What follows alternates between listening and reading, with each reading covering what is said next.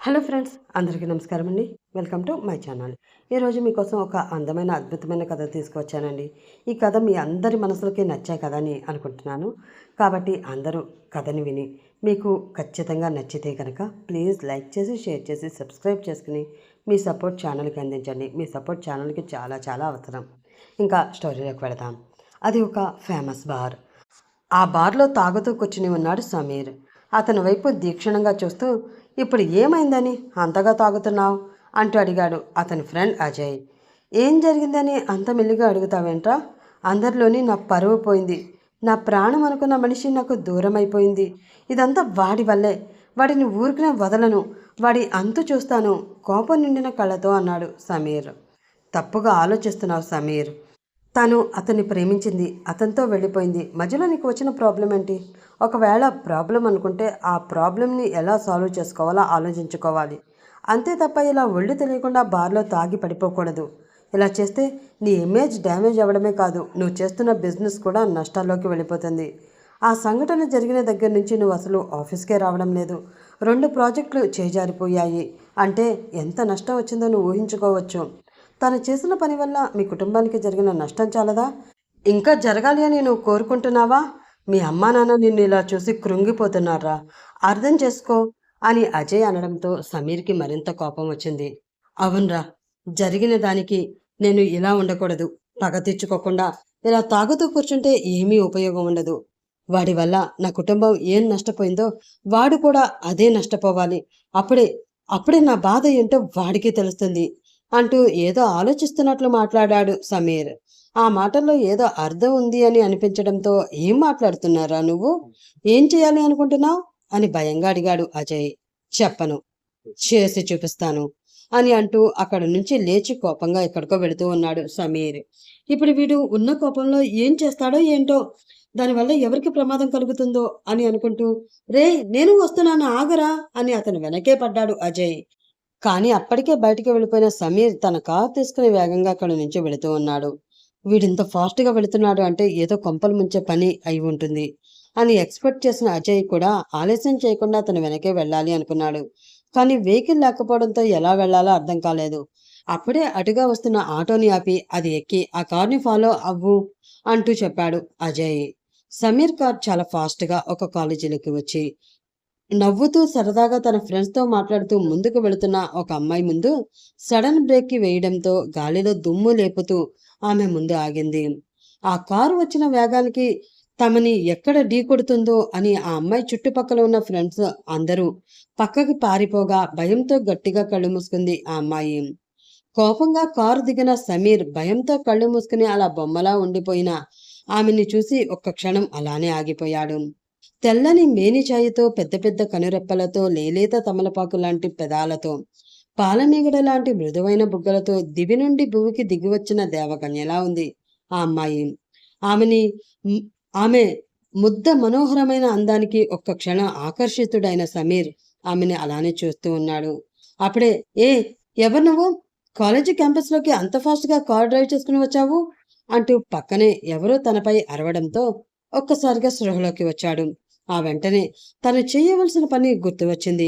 ఒక్క క్షణం కూడా ఆలోచించకుండా, అది తప్పేమో అన్న విచక్షణ కూడా లేకుండా వేగంగా ఆ అమ్మాయిని చేరుకుని ఆమె నడుం చుట్టూ తన చేతిని వేసి ఆమెని తన దగ్గరగా లాక్కుని తన పెదవులతో ఆమె పెదవులను గట్టిగా బంధించి ముద్దు పెట్టేశాడు సమీర్. ఆ చర్యతో షాక్ అయిన ఆ అమ్మాయి కళ్ళు ఒక్కసారిగా పెద్దగా తెరుచుకున్నాయి.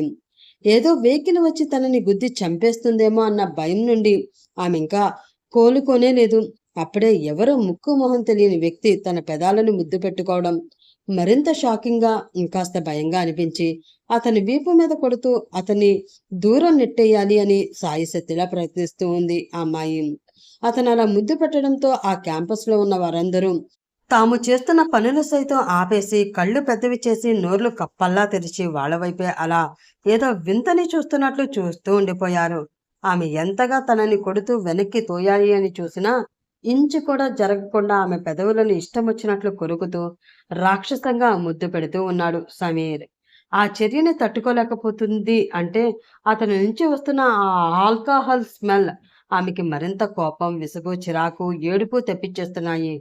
కళ్ళ నుండి కన్నీళ్లు కారిపోతూ ఉండగా తన బలమంతా ఉపయోగించి అతన్ని కొడుతూ వెనక్కి తొయ్యాలి అని చూస్తుంది. ఒక ఘాటైన ముద్దు తర్వాత ఆమె రక్తం నాలుకకి ఉప్పగా తాకడంతో అతనిలోని కోపం కొద్దిగా తగ్గి కొంచెం దూరం జరిగి ఆమె వైపే చూశాడు. నీళ్లు నిండిన కళ్ళతో అతన్ని చూస్తూ లాగిపెట్టి అతని చెంప మీద గట్టిగా కొట్టింది ఆ అమ్మాయి. ఆ దెబ్బతో శాంతించిన రాక్షసుడిని తట్టి లేపినట్లు అవడంతో ఆమె కొట్టిన చెంప మీద తన చేతితో తడుముకుంటూ, నీకు కూడా వాడి పొగరే వచ్చింది. నిన్ను నా చెప్పు చేతల్లో పెట్టుకుంటే వాడి పొగరు ఆటోమేటిక్గా దిగి నా కాళ్ళ దగ్గరికి వస్తాడు అని చెప్పి ఆమె చెయ్యి పట్టుకుని తనతో లాక్కుని వెళుతూ ఉన్నాడు సమీర్. దానితో షాక్ అయ్యి, ఎవరు నువ్వు, నన్ను ఎక్కడికి తీసుకువెళుతున్నావు అని ఆమె అరుస్తూనే ఉంది. అయినా సమీర్ పట్టించుకోలేదు. కొంతమంది అతన్ని అడ్డుకోవడానికి ముందుకు వచ్చారు.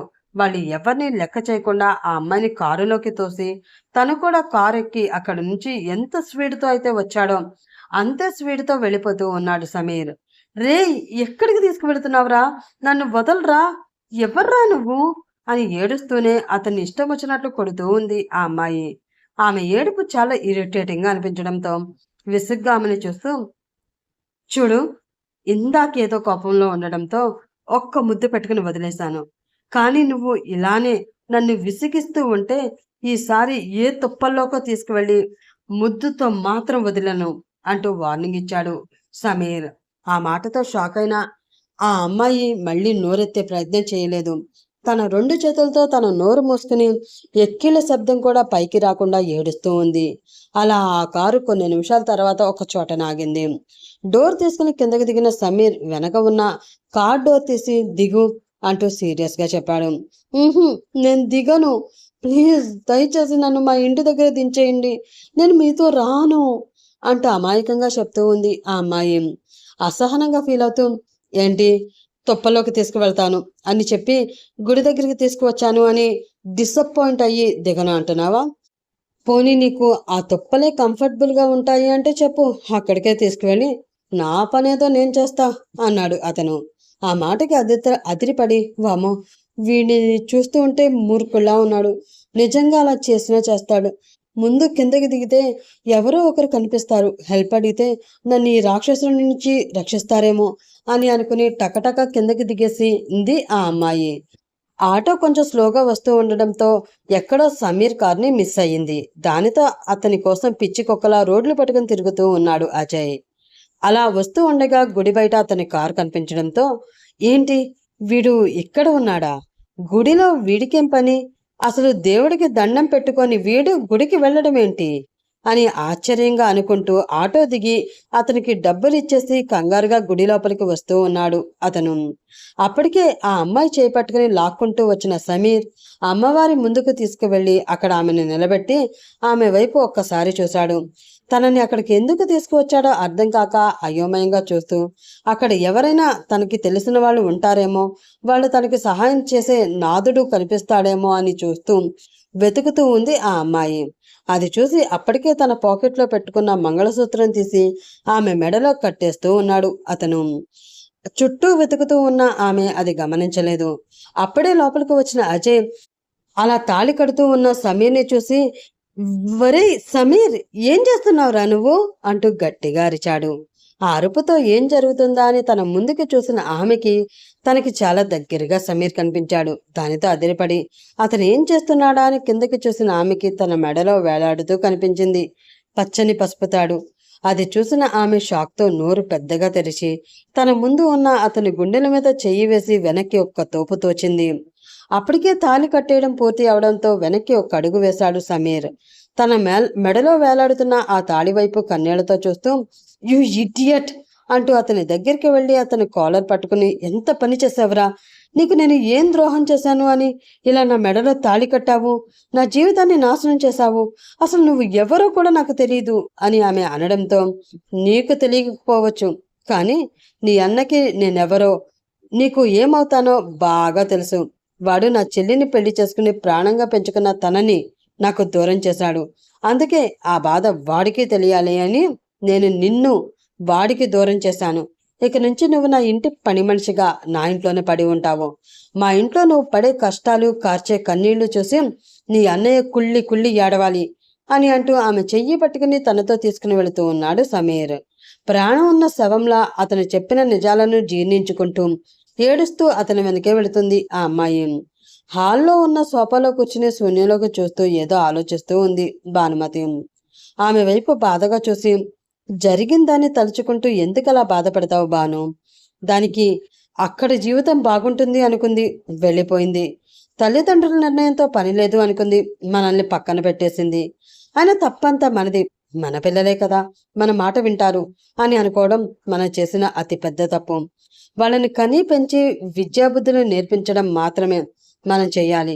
ఒక్కసారి వాళ్ళకి రెక్కలు వచ్చాయి అంటే ఇంకా వాళ్ళిష్టం. ఎక్కడికి వెళ్ళాలి అనుకుంటే అక్కడికి వెళతారు. దానికి మన పర్మిషన్ అవసరం లేదు అని తెలియక మన పిల్లలే కదా అని ఆశలు పెట్టుకుని చాలా తప్పు చేశాము. ఆ తప్పుకి ఇప్పుడు తగిన శిక్ష అనుభవిస్తున్నాము అని ప్రభాకర్ రావు అంటూ ఉండగా ఆ ఇంటి ముందు ఒక కారు వచ్చి ఆగింది. అదిగో వాడు వచ్చాడు. చెల్లెలు చేసిన మోసం నుండి ఇంకా తేలుకోలేదనుకుంటా. ఆఫీసు ఇల్లు కూడా మర్చిపోయి ఆ బార్ల చుట్టూ తిరుగుతున్నాడు. కనీసం వాడినైనా జాగ్రత్తగా చూసుకుందాం. వెళ్ళి ఒక ముద్ద అన్నం పెట్టు, ఎప్పుడు తిన్నాడో ఏంటో అని దిగులుగా ప్రకాశరావు అనడంతో కళ్ళల్లో చేరిన నీళ్లు తుడుచుకుని పైకి లేచి వస్తున్న కొడుక్కి ఎదురు వెళదామని అటు చూసిన ఆమెకి ఎవరో అమ్మాయి చేయి పట్టుకుని లోపలికి తీసుకువస్తూ కనిపించాడు సమీర్. ఆమె కళ్ళు కన్నీళ్లతో తడిచిపోయాయి. తల వంచుకుని మౌనంగా అతనితో ఏడుస్తూ వస్తుంది. అలా వస్తున్న ఆమెను చూస్తూ ఉంటే చాలా భయంగా అనిపించి, ఏమండి అంటూ వణుకుతున్న గొంతుతో పిలిచింది భానుమతి. అప్పటికే ఆమె వెనక లేచి వచ్చి అక్కడ జరుగుతున్నదంతా చూసి షాక్ అయిన ప్రభాకర్ రావు భార్య భయపడుతుంది అని అర్థం చేసుకుని ఓదార్పుగా ఆమె భుజాల మీద చెయ్యి వేసి, నువ్వు కంగారు పడకు, ఏం జరిగిందో ఏంటో నేను తెలుసుకుంటాను, నువ్వేమీ టెన్షన్ పెట్టుకోకు అని ఆమెకి ధైర్యం చెప్పి, సమీర్ ఎవర్రా ఆ అమ్మాయి అంటూ అడిగాడు. దానితో ఆమె వైపు ఒక్క చూపు చూసి, ఓ ఇదా, ఈ రోజు నుండి మన ఇంటికి వచ్చిన కొత్త పని మనిషి, ఆ సుధీర్ గాడి చెల్లెలు అంటూ చెప్పాడు సమీర్. ఆ మాటతో తల ఎత్తి కోపంగా అతని వైపు చూసి పళ్ళు నూరుతూ, నేను ఇంటి పని మనిషిని కాదు, కోడల్ని. మర్చిపోయారా? ఇప్పుడే కొంతసేపటి క్రితం తమరు గుడిలో నా మెడలో ఈ పసుపు తాడితో 3 ముళ్ళు వేసి నన్ను భార్యగా చేసుకుని ఇక్కడికి తీసుకువచ్చారు అంటూ తన మెడలో ఉన్న తాళిని చూపిస్తూ చెప్పింది ఆ అమ్మాయి. దానితో షాకింగ్గా ఆమె వైపు చూశారు వాళ్ళిద్దరూ. అయ్యుండొచ్చు, కానీ ఈ ఇంటికి కోడలుగా నువ్వు ఎప్పటికీ పనికిరావు. నీ అన్న చేసిన ద్రోహానికి నేను వేసిన శిక్ష ఇది. ఇక నుంచి ఇంట్లో ప్రతి పని చేస్తూ మా అవసరాలని తీర్చుతూ నీ అన్న చేసిన పనిని తలుచుకుని కుళ్ళి కుళ్ళి ఏడుస్తూ బ్రతికేశాయి. నీ ఏడుపు చూస్తే అయినా వాడికి బుద్ధి వచ్చి వాడు చేసిన తప్పు ఏంటో వాడికి అర్థమవుతుందేమో అని అంటూ ఆమె మెడ పట్టుకుని కిచెన్ వైపు కోపంగా ఒక తోపు తోశాడు సమీర్. అలా అతను ఫోర్సుగా గెంటడంతో ముందుకి పడబోయిన ఆ అమ్మాయిని అక్కడే ఉన్న భానుమతి వెంటనే రియాక్ట్ అయ్యి పడకుండా ఆమె భుజాల చుట్టూ చేతులు వేసి ఆపుతూ పట్టుకుంది. దానితో నీళ్లు నిండిన కళ్ళతో ఆమె వైపు చూస్తూ, మీరు అతనికి ఏమవుతారో నాకు తెలియదు, కానీ చూసారా అసలు అతను ఏం చేశాడో? నా అన్న చేసిన తప్పుకి నాకు శిక్ష వేయడం ఏమిటండి? పెళ్ళంటే ఆటల కింద ఉందా? అతనికి ఆడుకోవడానికి పసుపు తాడు ఎంత ముఖ్యమో తెలిసి దానితో ఇలాంటి ఆటలేంటి? ఇప్పుడు నా బ్రతుకు ఏమైపోవాలి అంటూ ప్రశ్నించింది ఆమె. ఆ ప్రశ్నకి సమాధానాలు తెలియకపోవడంతో తలలు పట్టుకుని అక్కడే కూలబడ్డారు భానుమతి, ప్రభాకర్ రావు. తమ బిడ్డలు చేసిన పనులు తలుచుకుంటూ ఉంటే తమ జీవితాల మీద తమకే విరక్తి వస్తుంది వాళ్ళకి. ప్రేమించాను అంటూ వారంలో పెళ్లి ఉంది అనగా ఇంటి నుండి లేచిపోయిన కూతురు, ఆమెని లేవతీసుకుపోయిన వ్యక్తిపైన పగ తీర్చుకుంటున్నాను అంటూ పెళ్లి పేరుతో ఒక అమ్మాయి జీవితంతో ఆడుకుంటున్న కొడుకు. వాళ్ళని తలుచుకుంటుంటేనే కన్నీళ్లు ఆగడం లేదు భానుమతికి. ఏడుస్తూ అక్కడ కూర్చున్న ఆ అమ్మాయిని చూసి, నీ పేరేంటమ్మా అంటూ అడిగాడు ప్రభాకర్ రావు. ఆర్తి అంటూ చెప్పింది ఆ అమ్మాయి. చూడమ్మా, వాడు ఆవేశంతో ఎందుకు పనికిరాని కోపంతో ఇలాంటి పని చేశాడు తప్ప వాడు ఏమీ చెడ్డవాడు కాదమ్మా. కానీ మీ అన్నయ్య వాడి చెల్లెలు కలిసి వాడికి చేసిన ద్రోహాన్ని వాడు మర్చిపోలేకపోతున్నాడు. చాలా కృంగిపోయాడు. ఆవేశంలో పుట్టిన ఆలోచన ఇది. వాడిని దయచేసి తప్పుగా అనుకోకు అమ్మా. అలాగే నీ విషయంలో వాడు చేసింది తప్పు కాదు అని నేను చెప్పడం లేదు, అది ఖచ్చితంగా తప్పే. వాడికి మేము సర్ది చెప్పుకుంటాము. నీ జోలికి రాకుండా ఆపుతాము. నువ్వు ఏ నిర్ణయం తీసుకున్నా తీసుకోవచ్చు. మేము అడ్డు చెప్పము. మీకు సపోర్ట్‌గా ఉంటాము" అని ప్రభాకర్ రావు అనడంతో, "ఏవండీ ఏంటండి అలా అంటారు? వాడు ఆ అమ్మాయి మెడలో తాళి కట్టాడు. తన ఇంటి కోడలు" అంది భానుమతి.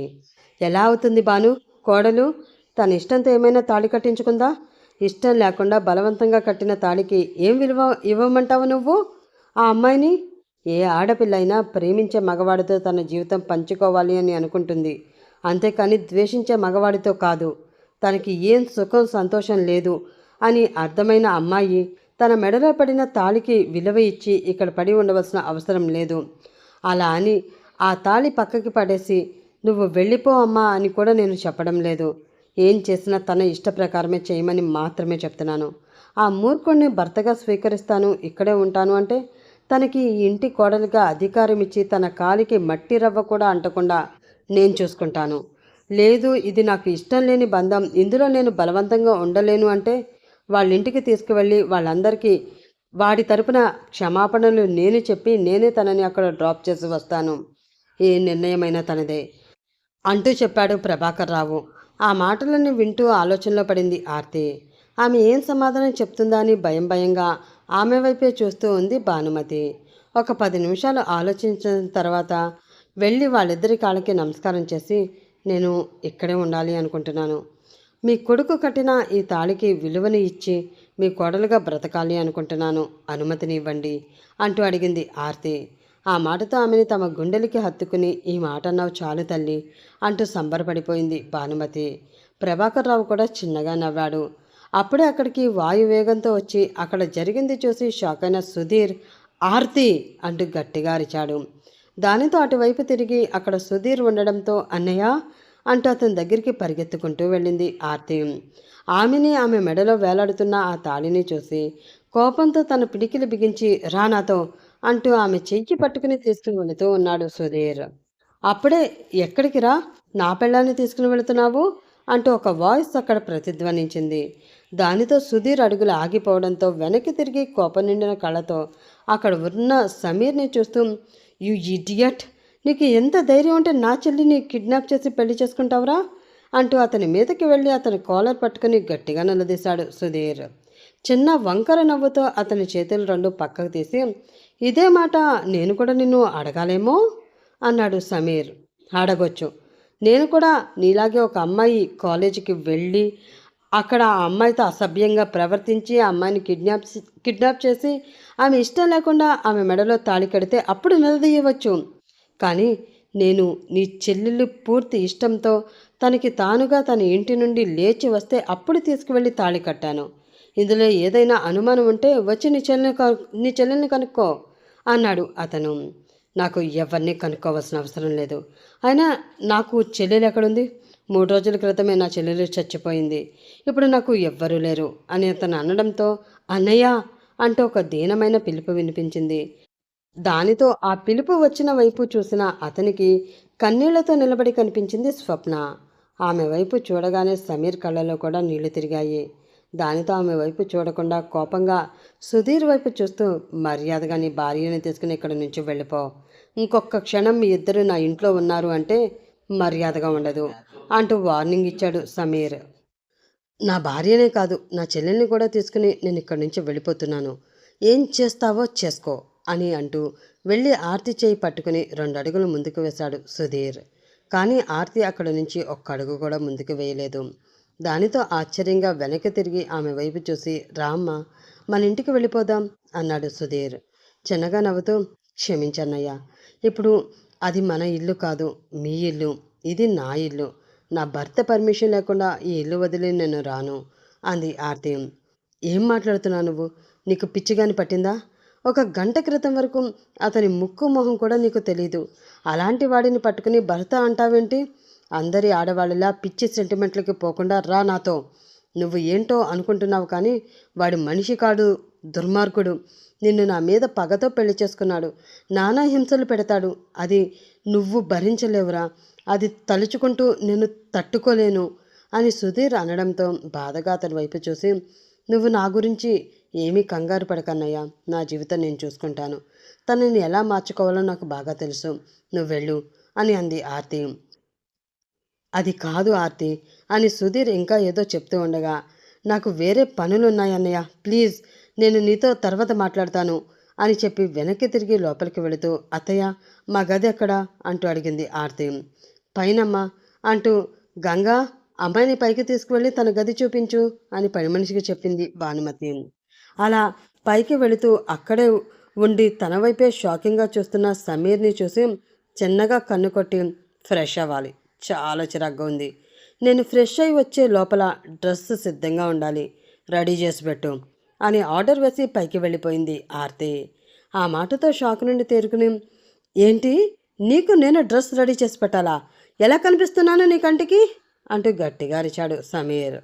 సగం మెట్లు ఎక్కి అక్కడి నుంచి కిందకి చూస్తూ, హా, మెడలో తాళి కట్టిన మొగుడిలా కనిపిస్తున్నావు, వెళ్ళి ముందు చెప్పిన పని చెయ్యవయ్యా అని పైకి వెళ్ళిపోయింది ఆర్తి.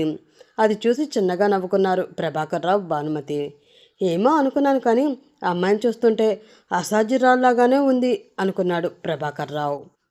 వాళ్ళ మొహాలు ప్రశాంతంగా మారడంతో, నాన్న అంటూ వాళ్ళ దగ్గరికి వెళ్ళింది స్వప్న. ఆమె వైపు కోపంగా చూస్తూ, నువ్వు చేసిన పనికి మాకు కోపంగా లేదు, కానీ పెళ్లి కుదిరినప్పుడే నాకు ఈ పెళ్లి ఇష్టం లేదు, వేరే అతన్ని ప్రేమించాను అని చెప్పి ఉండవలసింది. అలా చెప్పకుండా ఇంట్లోంచి వెళ్ళిపోయి మా పరువు తీశావు. ఆ అవమానాన్ని మేము తట్టుకోలేకపోతున్నాము. దయచేసి కొన్ని రోజులు మాకు దూరంగానే ఉండు. నువ్వు చేసిన అవమానాన్ని ఏ రోజునైనా మర్చిపోగలిగితే ఆ రోజు మేమే నీ దగ్గరికి వచ్చి నిన్ను మీ పుట్టింటికి ఆహ్వానిస్తాము. అప్పటి వరకు మా కంటికి కనిపించకు అంటూ చెప్పి తన గదిలోకి వెళ్ళిపోయాడు ప్రభాకర్ రావు. ఆ మాటతో స్వప్న కళ్ళు కన్నీళ్లతో తడిచిపోయాయి. అమ్మా అంటూ భానుమతి వైపు చూసింది దీనంగా. ఆమెను ఏమాత్రం పట్టించుకోకుండా, గంగా భోజనం రెడీ అయిందా? సమీర్ చాలా త్వరగా తింటాడు అని తెలుసు కదా, ఇప్పటికే చాలా ఆలస్యం అయిపోయింది, ఎంతవరకు చేసావేంటి అని అంటూ కిచెన్లోకి వెళ్ళిపోయింది భానుమతి. దానితో ఆమె దుఃఖం మరింత ఎక్కువైంది. కన్నీళ్లు కారుస్తూ ఉన్న భార్య భుజం మీద చేయి వేసి ఓదార్పుగా దగ్గరికి తీసుకుని పద వెళ్దాం అని అంటూ అక్కడి నుంచి తీసుకుని వెళ్ళిపోతూ ఉన్నాడు సుధీర్. ఆమె అలా చేయడంతో గుండెల్లో బాధ కరిగి కన్నీళ్ల రూపంలో వస్తూ ఉండడంతో వెనక్కి తిరిగి చూస్తూనే తన భర్తతో కలిసి వెళ్ళింది స్వప్న. ఆర్తి తనకి ఆర్డర్ వేయడంతో కోపంగా పైకి వచ్చిన సమీర్ గదిలోకి వెళ్ళేసరికి బెడ్పై కూర్చుని ఏడుస్తూ కనిపించింది ఆర్తి. అదేంటి, కింద ఫ్రెష్ అవుతాను, డ్రెస్ కావాలని ఫోర్స్ కొట్టుకుంటూ వచ్చి ఇక్కడ కూర్చుని ఏడుస్తుంది అని అనుకుంటూ ఆమె దగ్గరికి వెళ్ళి, ఏంటి, నేను కొత్త డ్రెస్ తీసుకురాను అన్నానని ఏడుస్తున్నావా అంటూ అడిగాడు సమీర్. దానితో కళ్ళెత్తి అతని వైపు కోపంగా చూస్తూ, నా జీవితానికి నాకు ఏడుపు తప్ప ఇంకా ఏమీ మిగల్చలేదు కదా నువ్వు, అది తలుచుకుని ఏడుస్తున్నాను అంది ఆర్తి. అంత ఏడ్చే బదులు ఇంటి వరకు వచ్చి మీ అన్నయ్య వచ్చే తల్లి అంటూ పిలిచినప్పుడే వెళ్ళిపోవచ్చు కదా, వెళ్లకుండా ఇక్కడే కూర్చుని ఏడుస్తూ మమ్మల్ని సాధించడం ఎందుకంట విసుగ్గా ఆమెను చూస్తూ అడిగాడు సమీర్. దానితో పైకి లేచి అతని వైపు కోపంగా చూస్తూ, వెళ్ళిపోవచ్చు, నాకు ఇష్టం లేకుండా ఈ గడప దాటి లోపలికి వచ్చిన నేను ఇష్టపడి గడప దాటి వెళ్ళడానికి ఒక్క నిమిషం కూడా టైం పట్టదు. కానీ నేను అలా వెళితే ఇప్పటికీ కూతురు చేసిన అవమానంతో తలెత్తుకోలేకపోతున్న నీ తల్లిదండ్రుల పరిస్థితి ఏంటి? కూతురే తమ మాట వినలేదు అని వాళ్ళు కుమిలిపోతూ ఉంటే అది చాలదు అన్నట్లు ఇప్పుడు ఒక అమ్మాయిని బలవంతంగా నువ్వు పెళ్లి చేసుకుని ఇంటికి తీసుకువచ్చి తమ పెంపకం చూసి తామే సిగ్గుపడేలా చేశావు. నా తల్లిదండ్రులతో సమానమైన వయసు ఉన్నవాళ్ళు నా ముందు తల వంచుకొని నిలబడి క్షమాపణలు చెబుతూ ఉంటే చూస్తూ ఉండలేకపోయాను. పెళ్లి జరిగిన రోజే కోడలు ఇంటి నుండి వెళ్ళిపోయిందట అని జనమందరూ వాళ్ళని మాటలు అంటూ ఉంటే వాళ్ళు ఎంత బాధపడతారో నాకు అర్థమైంది. అందుకే వాళ్ళ గురించి ఆలోచించి ఇక్కడ ఉన్నానే తప్ప నువ్వు నా భర్తవి అని అనుకుని మాత్రం కాదు. మీ చెల్లెలు ఏం చూసి మా అన్నయ్యని ప్రేమించిందో, ఎందుకు అతను కూడా వచ్చేసిందో నాకు తెలియదు. దానికి నాకు ఎటువంటి సంబంధం లేదు. నా ప్రమేయం లేకుండా నా ఇంట్లో జరిగిన ఒక సంఘటనకి నాకు శిక్ష వేస్తాను అని మూర్ఖంగా మాట్లాడుతున్న నిన్ను చూస్తూ ఉంటే చంపేయాలి అన్నంత కోపం వస్తుంది. కానీ నీ అంత మూర్ఖత్వం నాకు లేదు కాబట్టి ఆలోచిస్తున్నాను. ఇప్పుడు నేను ఈ గడప దాటి బయటికి వెళితే బాధపడేది నీ తల్లిదండ్రులు మాత్రమే కాదు, కూతురి జీవితం ఇలా అయిపోయింది ఏంటి అని నన్ను చూసి నా తల్లిదండ్రులు కూడా, అది చూసి నా అన్న, ఇలా అందరూ బాధపడతారు. అందరికన్నా ఎక్కువగా తన వల్లే నా జీవితం ఇలా అయిపోయింది అని తెలిసి నీ చెల్లెలు కుళ్ళి కుళ్ళి ఏడుస్తుంది. ఎలాగో నా జీవితం నాశనం అయిపోయింది, ఏం జరిగితే అదే జరుగుతుంది. దానికి భయపడి నా చుట్టూ ఉన్న వాళ్ళని నేను బాధ పెట్టలేను. అందుకే నీ భార్యగా ఈ ఇంట్లో ఉంటాను అని చెప్పాను తప్ప నిన్ను ఇష్టపడి కాదు, నిన్ను కోరుకునే అంతకన్నా కాదు. బలవంతంగా తాళి కట్టాను కదా, ఇంకా దీన్ని ఏదైనా చెయ్యొచ్చు అనుకుంటున్నావేమో. అలా నువ్వు అనుకుని నా మీద చెయ్యి వేసిన మరుక్షణం నా గొంతులో ప్రాణమైనా తీసుకుంటాను తప్ప నీ చేతి స్పర్శ కూడా నేను భరించలేను. అది గుర్తుపెట్టుకుని నాకు దూరంగా ఉండు అని చెప్పి వాష్రూంలోకి వెళ్ళిపోయింది ఆర్తి. ఆ మాటలతో ఆలోచనలో పడ్డాడు సమీర్. నిజానికి అతనేమీ అంత దుర్మార్గుడు, మూర్ఖుడు కాదు. తన చెల్లెలు లేచిపోవడం వలన తన కుటుంబానికి జరిగిన అవమానం తట్టుకోలేక బాగా తాగిన మత్తులో అదే అవమానం వాళ్ళ కుటుంబానికి జరగాలి అని అలా చేశాడే తప్ప ఆర్తి మీద కోపంతో ఇదంతా చేయలేదు. సుధీర్ వచ్చి తనని క్షమాపణ అడుగుతాడు, స్వప్నని తనకు అప్పజెప్పేసి తన చెల్లెల్ని తీసుకుని వెళ్ళిపోతాడు అనుకున్నాడు. కానీ ఒక్కసారి ముడిపడిన తాళిబంధాన్ని విడదీసి ఆ జంటని విడదీయడం అంత సులువు కాదు అన్న విషయం అతను గ్రహించలేకపోయాడు. ఇప్పుడు జరిగిన దాని గురించి ఆలోచిస్తూ ఉంటే ఏదో తెలియని గిల్టీ ఫీలింగ్ మనసులో కలుగుతుంది. అనవసరంగా తొందరపడ్డాను అని అనిపిస్తూ ఉండడంతో వాష్రూమ్ నుండి వాటర్ సౌండ్ వినిపించింది. ఫ్రెష్ అవుతున్నట్లుంది అని మనసులో అనుకుని తన అసిస్టెంట్కి కాల్ చేసి అతనితో మాట్లాడుతూ ఆ గది నుండి బయటికి వెళ్ళిపోయాడు అతను. ఆర్తి ఫ్రెష్ అయి బయటికి వచ్చేసరికి చాలా రకాల డ్రెస్లు ఆ బెడ్ మీద వరుసగా పెట్టి ఉన్నాయి. వాటి వైపు చూసి ఒక్కసారిగా ఆశ్చర్యపోయింది. ఇప్పుడే డ్రెస్లో రెడీగా ఉండాలి అని తను అతనికి ఆర్డర్ వేసిన విషయం గుర్తు వచ్చి కోపంగా ఆ డ్రెస్సులన్నీ ఒక్కసారి విసిరి నేల మీదకి కొట్టి దుర్మార్గుడు అని గట్టిగా తిట్టుకుంది. ఆ తర్వాత 5 నిమిషాలకి తలుపు మీద కొడుతూ అమ్మా ఆర్తి త్వరగా రామ్మా, భోజనం చేద్దువు గాని అని భానుమతి పిలవడంతో హా అత్తయ్య వస్తున్నాను అని చెప్పి కింద పడిన డ్రెస్సుల్లో ఒక డ్రెస్ తీసుకుని వేసుకుని బయటికి వెళ్ళింది. అప్పుడే స్నానం చేసి రావడం వలన తెల్లని మేనిచాయితో మిలమిలా మెరిసిపోతున్న కోడల్ని చూసి చిన్నగా నవ్వుకొని నా కోడలు పుత్తడి బొమ్మలా ఉంది అని ఆమె మనసులోనే మురిసిపోతూ ఆమెను తీసుకుని కిందకి వెళుతూ ఉంది భానుమతి. అప్పటికే డైనింగ్ టేబుల్ ముందు కూర్చుని ఒకరిని ఒకరు కోపంగా చూసుకుంటూ ఉన్నారు తండ్రి కొడుకును. వారిద్దరి వైపు చూసి తల కొట్టుకుని కూర్చో అమ్మా అంటూ సమీర్ పక్కన ఉన్న చైర్ వెనక్కి లాగి ఆమెని అందులో కూర్చోబెట్టి వాళ్ళకి వడ్డిస్తూ ఉంది భానుమతి. పక్కన అతను ఉండడంతో మొహం చిరాగ్గా పెట్టుకుని ముందు మీరు కూర్చోండి అత్తయ్య, మీరు తిన్న తర్వాత నేను తింటాను, నేను వడ్డిస్తాను ఇటివ్వండి అంది ఆర్తి. అయ్యో పర్వాలేదమ్మా నువ్వు కూర్చో, నాకు ఇది అలవాటే అని భానుమతి అనడంతో ఓవర్ చేయకు, ఇక్కడ నువ్వు ఒక అతిథివి మాత్రమే, పని మనిషిని చేయడానికి వాళ్ళు ఒప్పుకోవడం లేదు కాబట్టి నీకు ఆ పోస్ట్ అయినా ఇచ్చాను, దానికి సంతోషించి నోరు మూసుకుని కూర్చుని తిను, అంతే తప్ప వాళ్ళు కోడలు అని నెత్తిని పెట్టుకుంటున్నారు అని కోడలిగిరి వెలగబట్టాయి అందరికీ సేవలు చేస్తూ మంచి మార్కులు కొట్టేయాలని చూడకు, నీ నాటకాలకి ఇక్కడ ఎవ్వరూ పడిపోరు విసుగ్గా అన్నాడు సమీర్. ఆ మాటతో చాలా కోపం వచ్చింది ఆర్తికి. అతని వైపు చాలా సీరియస్గా చూస్తూ ఏంటి ఎవరు పడరా, ఎలా పడరో నేను చూస్తాను అని చాలా సీరియస్గా చెప్పి మీరు కూర్చోండి అత్తయ్య, నేను ఈ ఇంటికి కోడల్ని, మీ అందరికీ నేనే వడ్డించాలి, మీరు నాకు వడ్డించడం ఏంటి అని తను లేచిన చైర్లో ఆమెను కూర్చోబెట్టి ఆమె చేతిలో ఉన్న బౌల్ తీసుకుని ప్రసాదరావు గారికి భానుమతికి వడ్డిస్తూ ఉంది ఆర్తి. వాళ్ళకి అన్నీ వడ్డించి వాళ్ళ పక్కన నిలబడిన ఆమెని చూసి ఇక్కడ నేను కూడా ఉన్నాను పళ్ళు కొరుకుతూ అన్నాడు సమీర్. తమరికి చేతులు కూడా ఉన్నాయి, తమ ఎదురుగా బౌల్స్ కూడా ఉన్నాయి, వడ్డించుకోవచ్చు, నేనేమి భార్యగిరి వెలగబెట్టి తమరికి వడ్డించి సేవలు చేసి తమ దగ్గర మంచి మార్కులు కొట్టేసి ఉత్తమ భార్యామణిగా అవార్డులు తీసుకుని శాశ్వతంగా మీ దగ్గర ఉండిపోవాలని అస్సలు అనుకోవడం లేదు, మీ పనేదో మీరే చేసుకోండి, నాకేం సంబంధం లేదు అంది ఆర్తి. నాకు కూడా నీ చేతితో వడ్డించిన ఫుడ్ తినాలని ఏమీ లేదులే అని అక్కడి నుంచి లేచి వెళ్ళిపోతూ ఉన్నాడు సమీర్. అది చూసి కొంచెం కంగారు పడింది భానుమతి. వెళుతున్న అతన్ని చూసి థ్యాంక్ యూ సో మచ్ అంది ఆర్తి. ఆ మాటతో అతని అడుగులు ఆగిపోగా థ్యాంక్స్ దేనికి, నీ మీద దయ చూపించినందుక అంటూ అడిగాడు అతను. కాదు, నా చేతులతో నేను స్వయంగా మీకు వడ్డించినదే ఏమీ నేను తినను అని చెప్పడానికే కదా ఇలా తినకుండా ఇక్కడి నుంచి లేచి వెళ్ళిపోతున్నారు, అందుకు అంది ఆర్తి. ఆ మాటతో అసహనంగా ఆమెను చూస్తూ ఇప్పుడు నేను వెళ్ళిపోతే అది వడ్డించినందుకే వెళ్ళిపోయాను అని అనుకుంటారు, వెళ్ళి అందరికీ అది కన్ఫర్మ్ చేయడం ఎందుకులే, పైగా ఆకలి కూడా బాగా ఉంది అని అనుకుంటూ వెళ్ళి ఎక్కడి నుంచి లేచాడో అక్కడికే వెళ్ళి కూర్చుని తన ప్లేట్లో ఫుడ్ తానే వడ్డించుకుని తింటూ ఉన్నాడు సమీర్. అది చూసి వంకరగా నవ్వుకుంది ఆర్తి.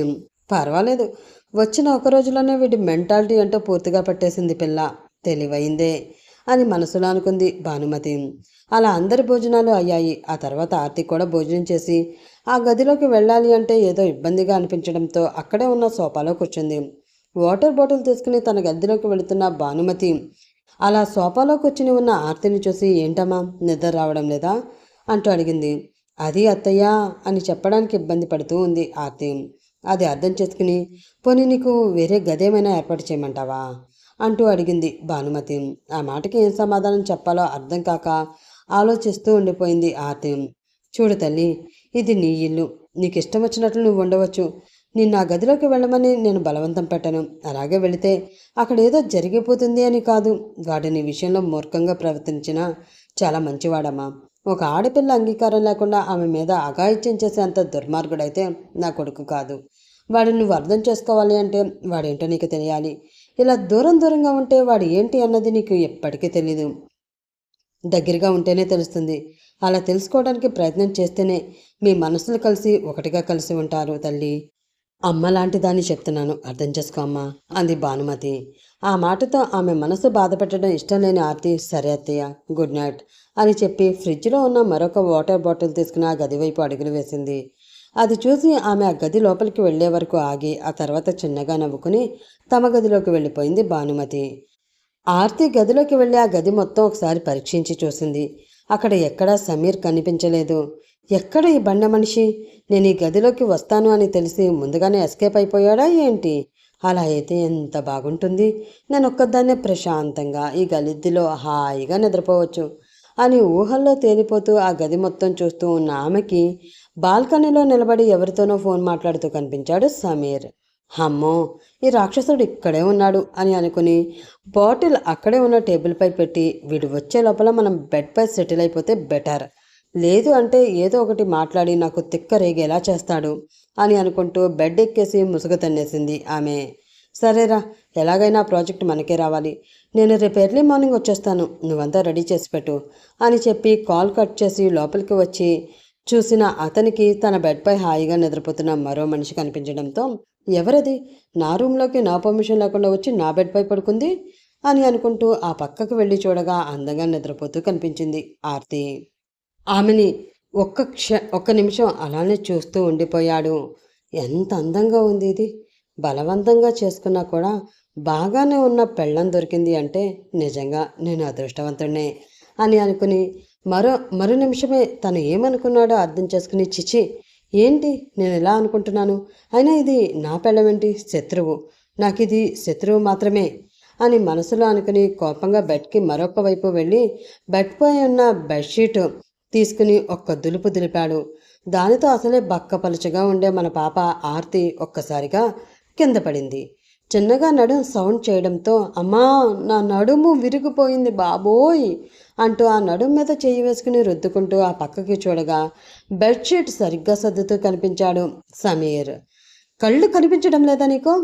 అంతకీ బెడ్షీట్ సర్దాలి అనిపిస్తే బెడ్పై ఎవరూ లేని సమయంలో సర్దాలి, తెలీదా ఆ విషయం కూడా నీకు అంటూ అరిచింది ఆమె.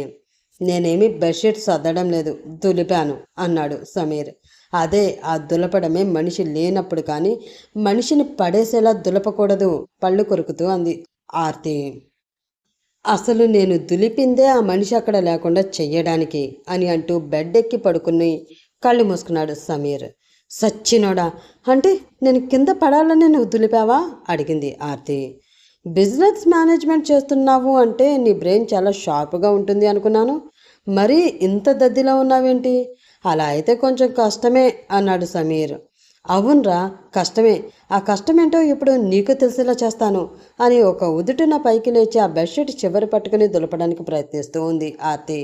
పాపం ఆమె అంత కష్టపడి దులుపుతున్నా ఉపయోగం లేకుండా పోయింది. అతను ఇంచు కూడా కదలలేదు. దులిపి చేతులు నొప్పి వస్తూ ఉన్నాయి. అయినా కూడా పట్టు వదలకుండా దులుపుతూనే ఉంది ఆమె. దానితో విసుగు వచ్చి, ఏయ్ ఫ్యాన్ గాలి నాకు సరిపోతుంది, నువ్వు ప్రత్యేకంగా బెడ్షీట్ని విసుని కర్రలాగా చేసి మరీ గాలి విసరవలసిన అవసరం లేదు. మూసుకుని వెళ్ళి కింద హాల్ ఉంటుంది, ఆ హాల్లో ఒక సోఫా కూడా ఉంటుంది, అందులో పడుకోపా అన్నాడు సమీర్. తను చేస్తున్న ప్రయత్నం ఆపి ఆ బెడ్ ఎక్కి మోకాళ్ళ మీద నిలబడి నేనెందుకు వెళ్ళాలి కిందకి? నేను ఎందుకు పడుకోవాలి హాల్లో? నీకు కావాలి అంటే అంతగా ఇబ్బంది ఉంటే నువ్వు వెళ్ళు, నేను ఎక్కడికి వెళ్ళను, ఇక్కడే పడుకుంటాను అని ఆ పక్కన ఉన్న ప్లేస్లో సెటిల్ అయిపోయింది ఆర్తి. ఒక్కసారిగా బెడ్పై లేచి కూర్చుని, కుదరదు, నా గదిలో నేను ఒక్కడనే ఉండాలి, ఎవరైనా ఉంటే నాకు నిద్ర పట్టి చావదు అన్నాడు అతను. కుదురుతుంది, ఇన్ని రోజులు ఒంటరిగా పడుకున్నట్లు ఇప్పుడు కూడా పడుకుంటానంటే అస్సలు కుదరదు. ఎందుకంటే కట్టావు కదా ఒక తాళి, ఇది కట్టిన తర్వాత ఇదివరకట్లా ఉంటాను అంటే అసలు ఊరుకునేదే లేదు. నాకు నచ్చినట్లు ఉండాలి, నేను చెప్పినట్లు ఉండాలి, మూసుకుని బయటకు పో అంది ఆమె. నేనెందుకు పోవాలి, ఇది నా గది అని అతను అనడంతో, అది నిన్నటి వరకు, ఈ రోజు నుంచి ఇది నా గది, నేను మాత్రమే ఉండే గది, నాకు మాత్రమే సొంతమైన గది అంటూ వాదనకి దిగింది ఆర్తి. ఆమె మాటలు మరింత మంటని రాపడంతో, మాట్లాడితే నాది నాది అంటావేంటే, నీది అనుకున్నది ఏది కూడా నీది కాకుండా పోతుంది నేను తలుచుకుంటే, అనవసరంగా నన్ను రెచ్చగొట్టకు. మధ్యాహ్నం చూసావు కదా, అందరూ చూస్తుండగానే ముద్దు పెట్టుకున్నాను. ఇప్పుడు ఇక్కడికి ఎవ్వరూ లేరు కాబట్టి ఇంకేమైనా కూడా చేయగలను. ఇంట్రెస్ట్ ఉంటే ఇక్కడే ఉండు, లేదు ఏమాత్రమైనా నిన్ను నువ్వు రక్షించుకోవాలి అనుకుంటే ఇక్కడ నుంచి వెంటనే పారిపో. లేదు అని మొండిగా ఉన్నావు అంటే నేనంటే ఏంటో చూపించవలసి వస్తుంది. ఆమె వైపు అదొక రకంగా చూస్తూ అన్నాడు అతను. ఆ మాటతో కొంచెం భయపడింది ఆర్తి. అమ్మో, అది నిజమే. అందరి ముందు అలా ప్రవర్తించిన నిష్ఠదరిద్రుడు ఎవరూ లేనప్పుడు నన్నేమీ చేయడు అని గ్యారంటీ ఏంటి అని అనుకుంటూ, దుర్మార్గుడా, ఈ గదిలో నువ్వే తగలడు, నేను అత్తయ్య వాళ్ళ గదిలోకి వెళ్ళి మామయ్యని బయటికి పంపించి ఆ గదిలో పడుకుంటాను అని చెప్పి కోపంగా వెళుతూ ఉంది ఆమె. ఏయ్ ఆగు అన్నాడు అతను. ఆగను అంటూనే వెళుతూ ఉంది ఆమె. దానితో పొద్దుటిన కిందకి దిగి పరుగున వెళ్లి ఆమె దారికి అడ్డుగా నిలిచి, ఎక్కడికి వెళ్ళేది, పళ్ళు రాలిపోతాయి అని అన్నాడు సమీర్. చాచిపెట్టి అతని చెంప మీద గట్టిగా ఒకటి వేకి, ఏది ఇలాగేనా అంటూ అడిగింది ఆర్తి. దానితో షాక్ అయి ఒక్క నిమిషం అలానే చూస్తూ ఉన్న సమీర్ ఆ తర్వాత ఏం జరిగిందో అర్థం చేసుకుని ఆమె చెయ్యి గట్టిగా పట్టుకుని వెనక్కి తిప్పి మడిచి పెడుతూ, నీకు ఎంత ధైర్యం ఉంటే నన్నే కొడతావే, ఒంటి మీద గుప్పడు కండలేదు కానీ ఏం చూసుకుని అంత ఎగిరెగిరి పడుతున్నావు పళ్ళు బిగించి అడిగాడు. నిన్ను చూసుకునేరా, వాడు ఏమైనా ఎగస్ట్రాలు చేస్తే చెప్పు, వాడి కాళ్ళు కీళ్లు విరిచేసి మూలన కూర్చోబెడతాను వెదవని, ఆ తర్వాత ప్రతి పనికి నీవేదే ఆధారపడాలి అంటూ మావయ్య నాకు చెప్పారు. ఇప్పుడు ఆయనకి చెప్పి నిన్ను అవిటివాడిని చేయకపోతే చూడు అంటూ అరిచింది ఆమె. ఏంటే నువ్వు చేసేది, ఈ రోజు నీ చెయ్యి విరగ్గొట్టడం గ్యారంటీ అంటూ తన పట్టుని మరింత పెంచి ఆ చేతిని బలంగా నొక్కుతూ ఉన్నాడు అతను. అమ్మా నొప్పి, నా చెయ్యి వదలరా బండు సచ్చినోడా అంది ఆర్తి.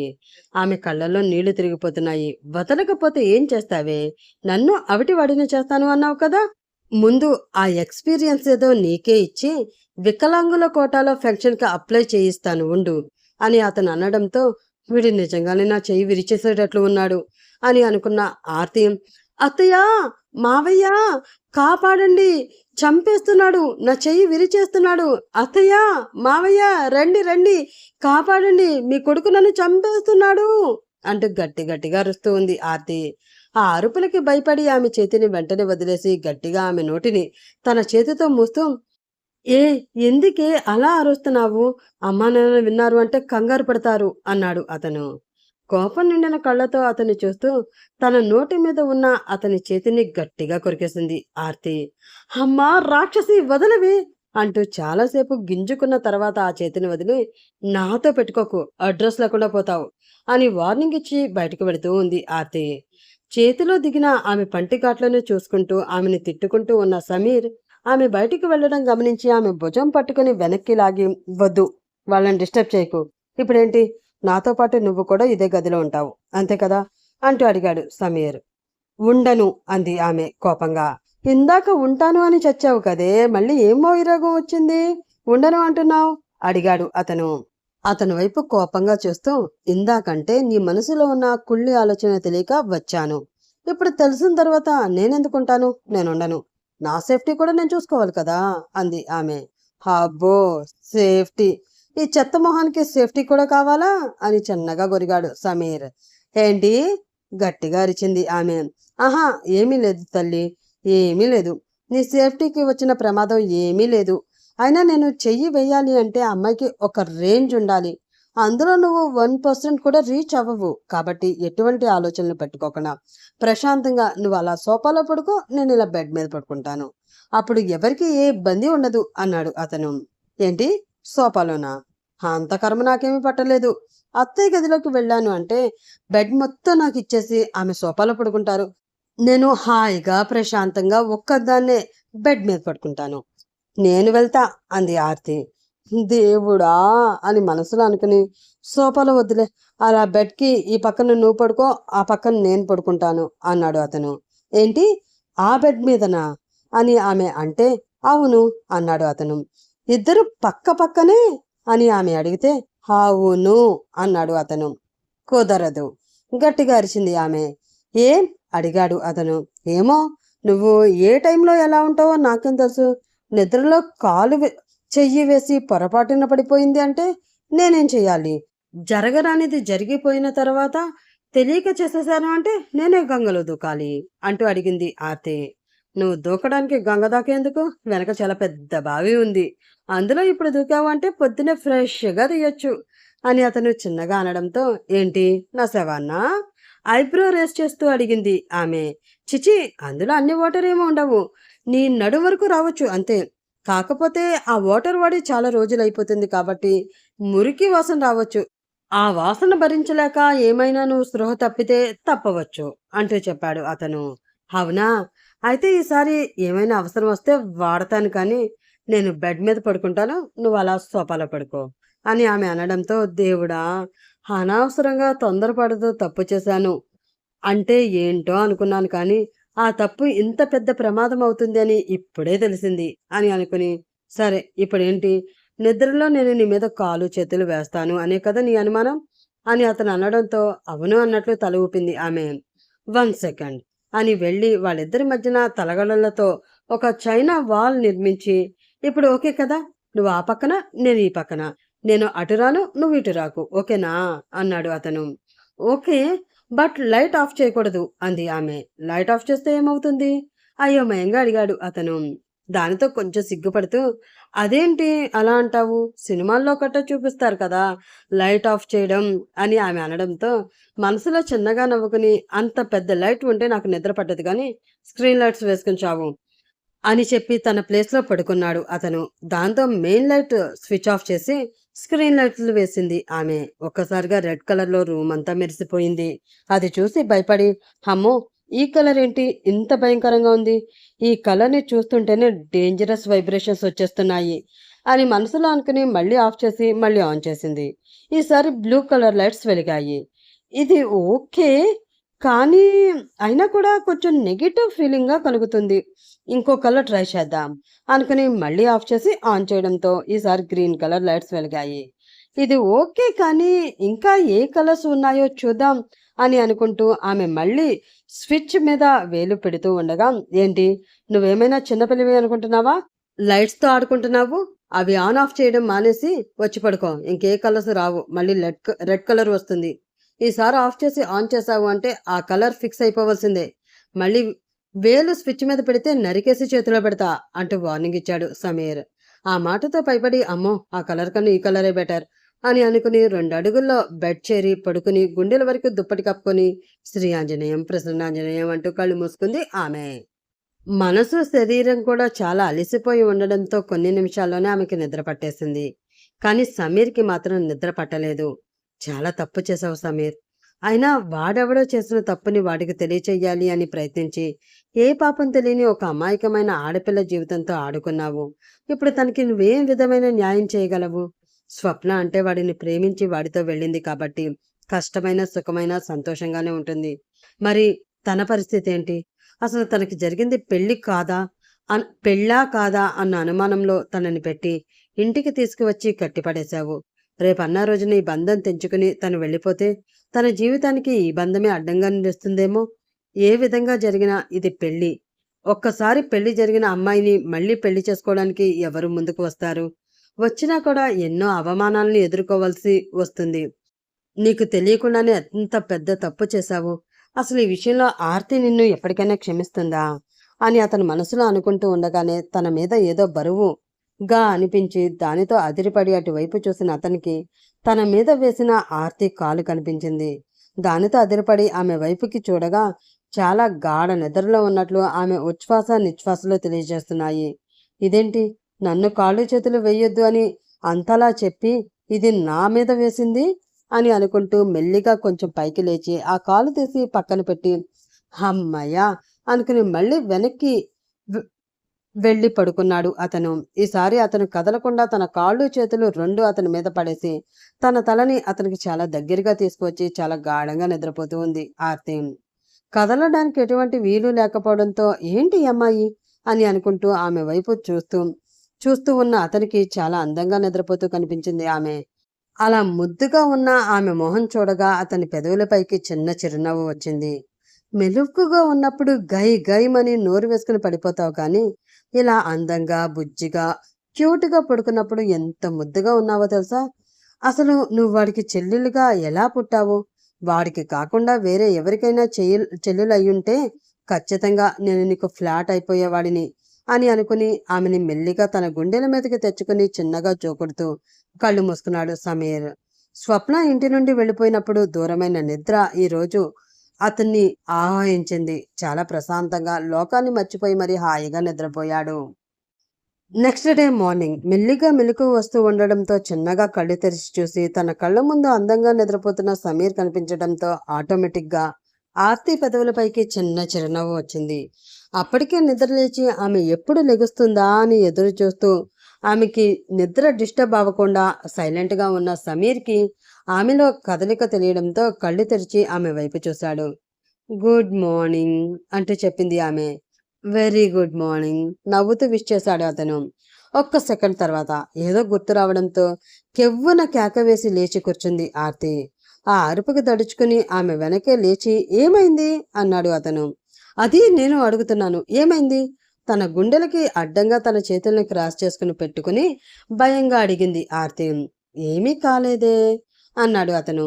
ఏమీ కాకుండా నేను నీకు అంత దగ్గరగా ఎలా ఉన్నాను? నిజం చెప్పు. నువ్వు రాత్రి నేను పడుకున్న తర్వాత నన్నేదో చేశావు కదా? ఏడుపు గొంతుతో అడిగింది ఆమె. హా, చేశాను అని అన్నాడు అతను. అంటే అంతా చేసేసావా అంటూ తన ఏడుపుని మరింత పెంచింది ఆర్తి. ఆ ఏడుపు విని ఎక్కడ తన తల్లి తండ్రి పైకి పరిగెత్తుకుంటూ వచ్చి తనకి క్లాస్ పీకుతారో అని కంగారు పడిన సమీర్ ఏ ఉష్ అంటూ ఆమె పెదవుల మీద తన వేలు ఉంచి, చూడు, నువ్వు ఆ పక్కన పడుకున్నావు, నేను ఈ పక్కన పడుకున్నాను. బాగా డీప్ స్లీప్లోకి వెళ్ళాక మధ్యలో ఉన్న గోడని కూల్చేసి నువ్వు నా దగ్గరికి వచ్చి నా మీద కాళ్ళు చేతులు వేస్తే వాటిని తీయడానికి ప్రయత్నం మాత్రమే చేశాను. అంతే తప్ప అంతకు మించి రాత్రి నిన్ను నేనేమీ చేయలేదు. మన మధ్య ఇంకేమీ జరగలేదు, అర్థమైందా అన్నాడు అతను. తన నోటి మీద ఉన్న అతని వేలుని పక్కకి కొడుతూ, అబద్ధాలాడుకు. నాకు ఒకరి మీద కాళ్ళు చేతులు వేసే దిక్కుమాల అలవాట్లు ఏమీ లేవు.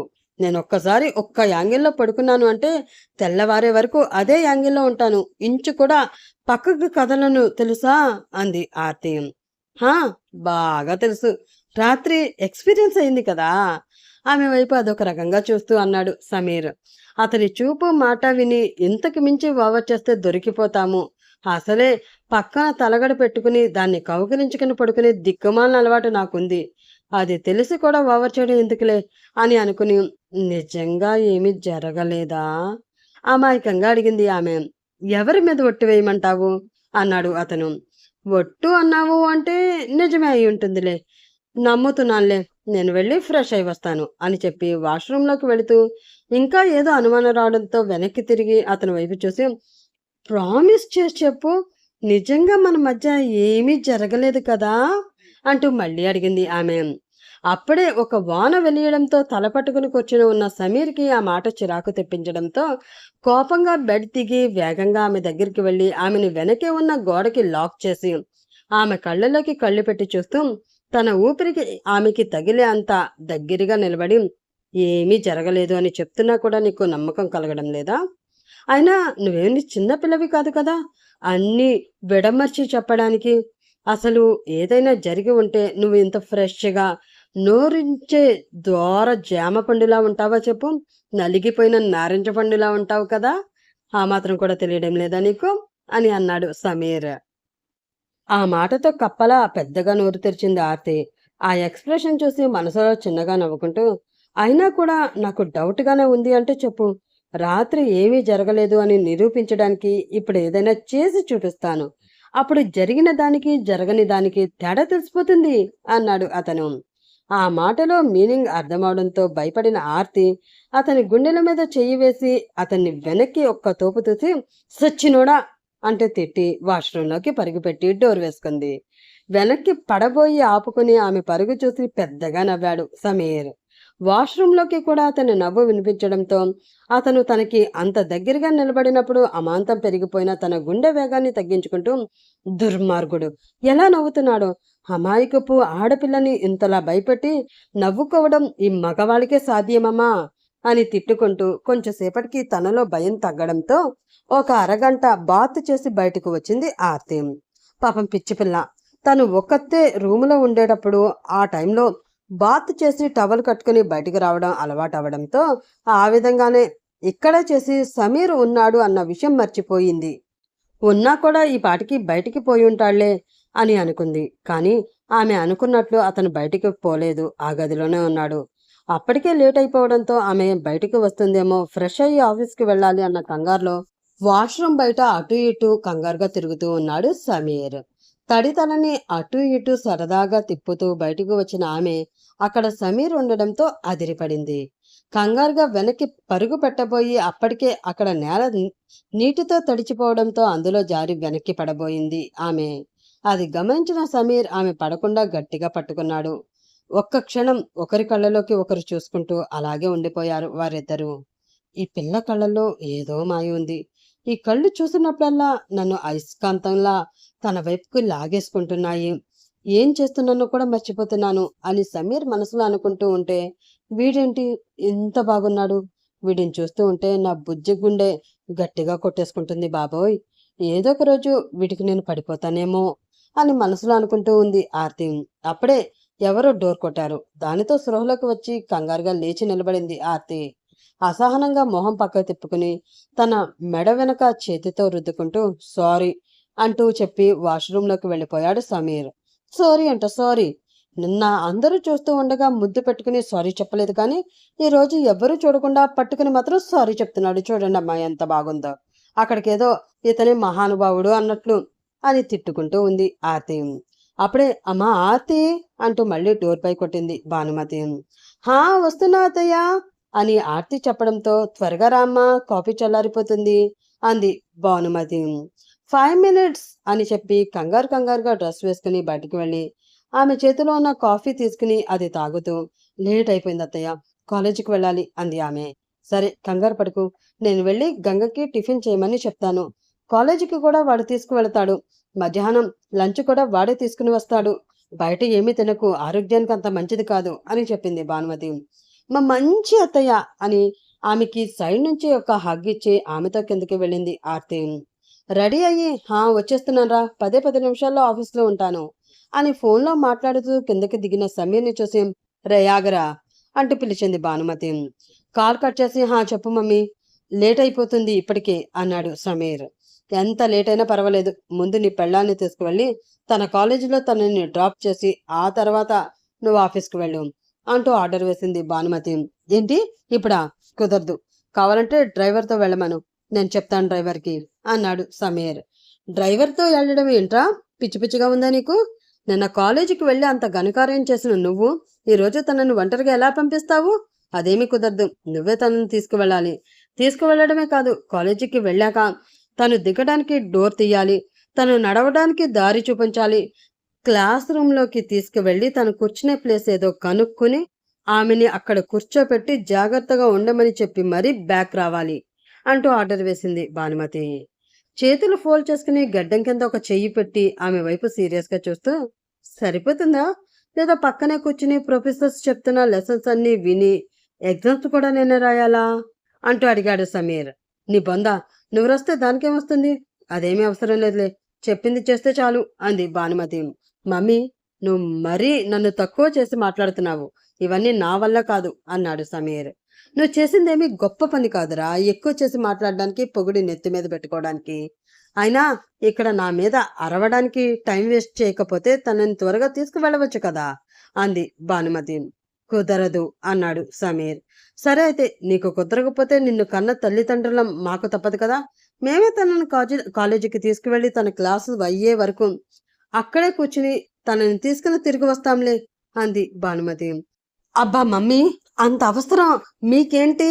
ఏదో గుడి ముందు ముష్టి వాళ్ళలాగా దానికోసం మీరు అక్కడ కూర్చుని వెయిట్ చేయడం ఏమిటి? చూసే వాళ్ళకి చిరాగ్గా ఉంటుంది అన్నాడు సమీర్. ఉన్నా పర్వాలేదు, నువ్వెలాగో వెయిట్ చేయను అంటున్నావు కదా, కనీసం మేమైనా చెయ్యాలి కదా మా కోడలి కోసం అంది భానుమతి. ఇంకా తప్పదు అనుకున్న అతను ఆమెకు ఒక దండం పెట్టి, అమ్మా మహాతల్లి, తనని నేనే తీసుకువెడతాను. తన కోసం మీరు ఏమీ త్యాగాలు చేయవలసిన అవసరం లేదు. కానీ వెయిట్ చేయడం మాత్రం కుదరదు. కావాలంటే సాయంత్రం పిక్ చేసుకుని వస్తాను అన్నాడు సమీర్.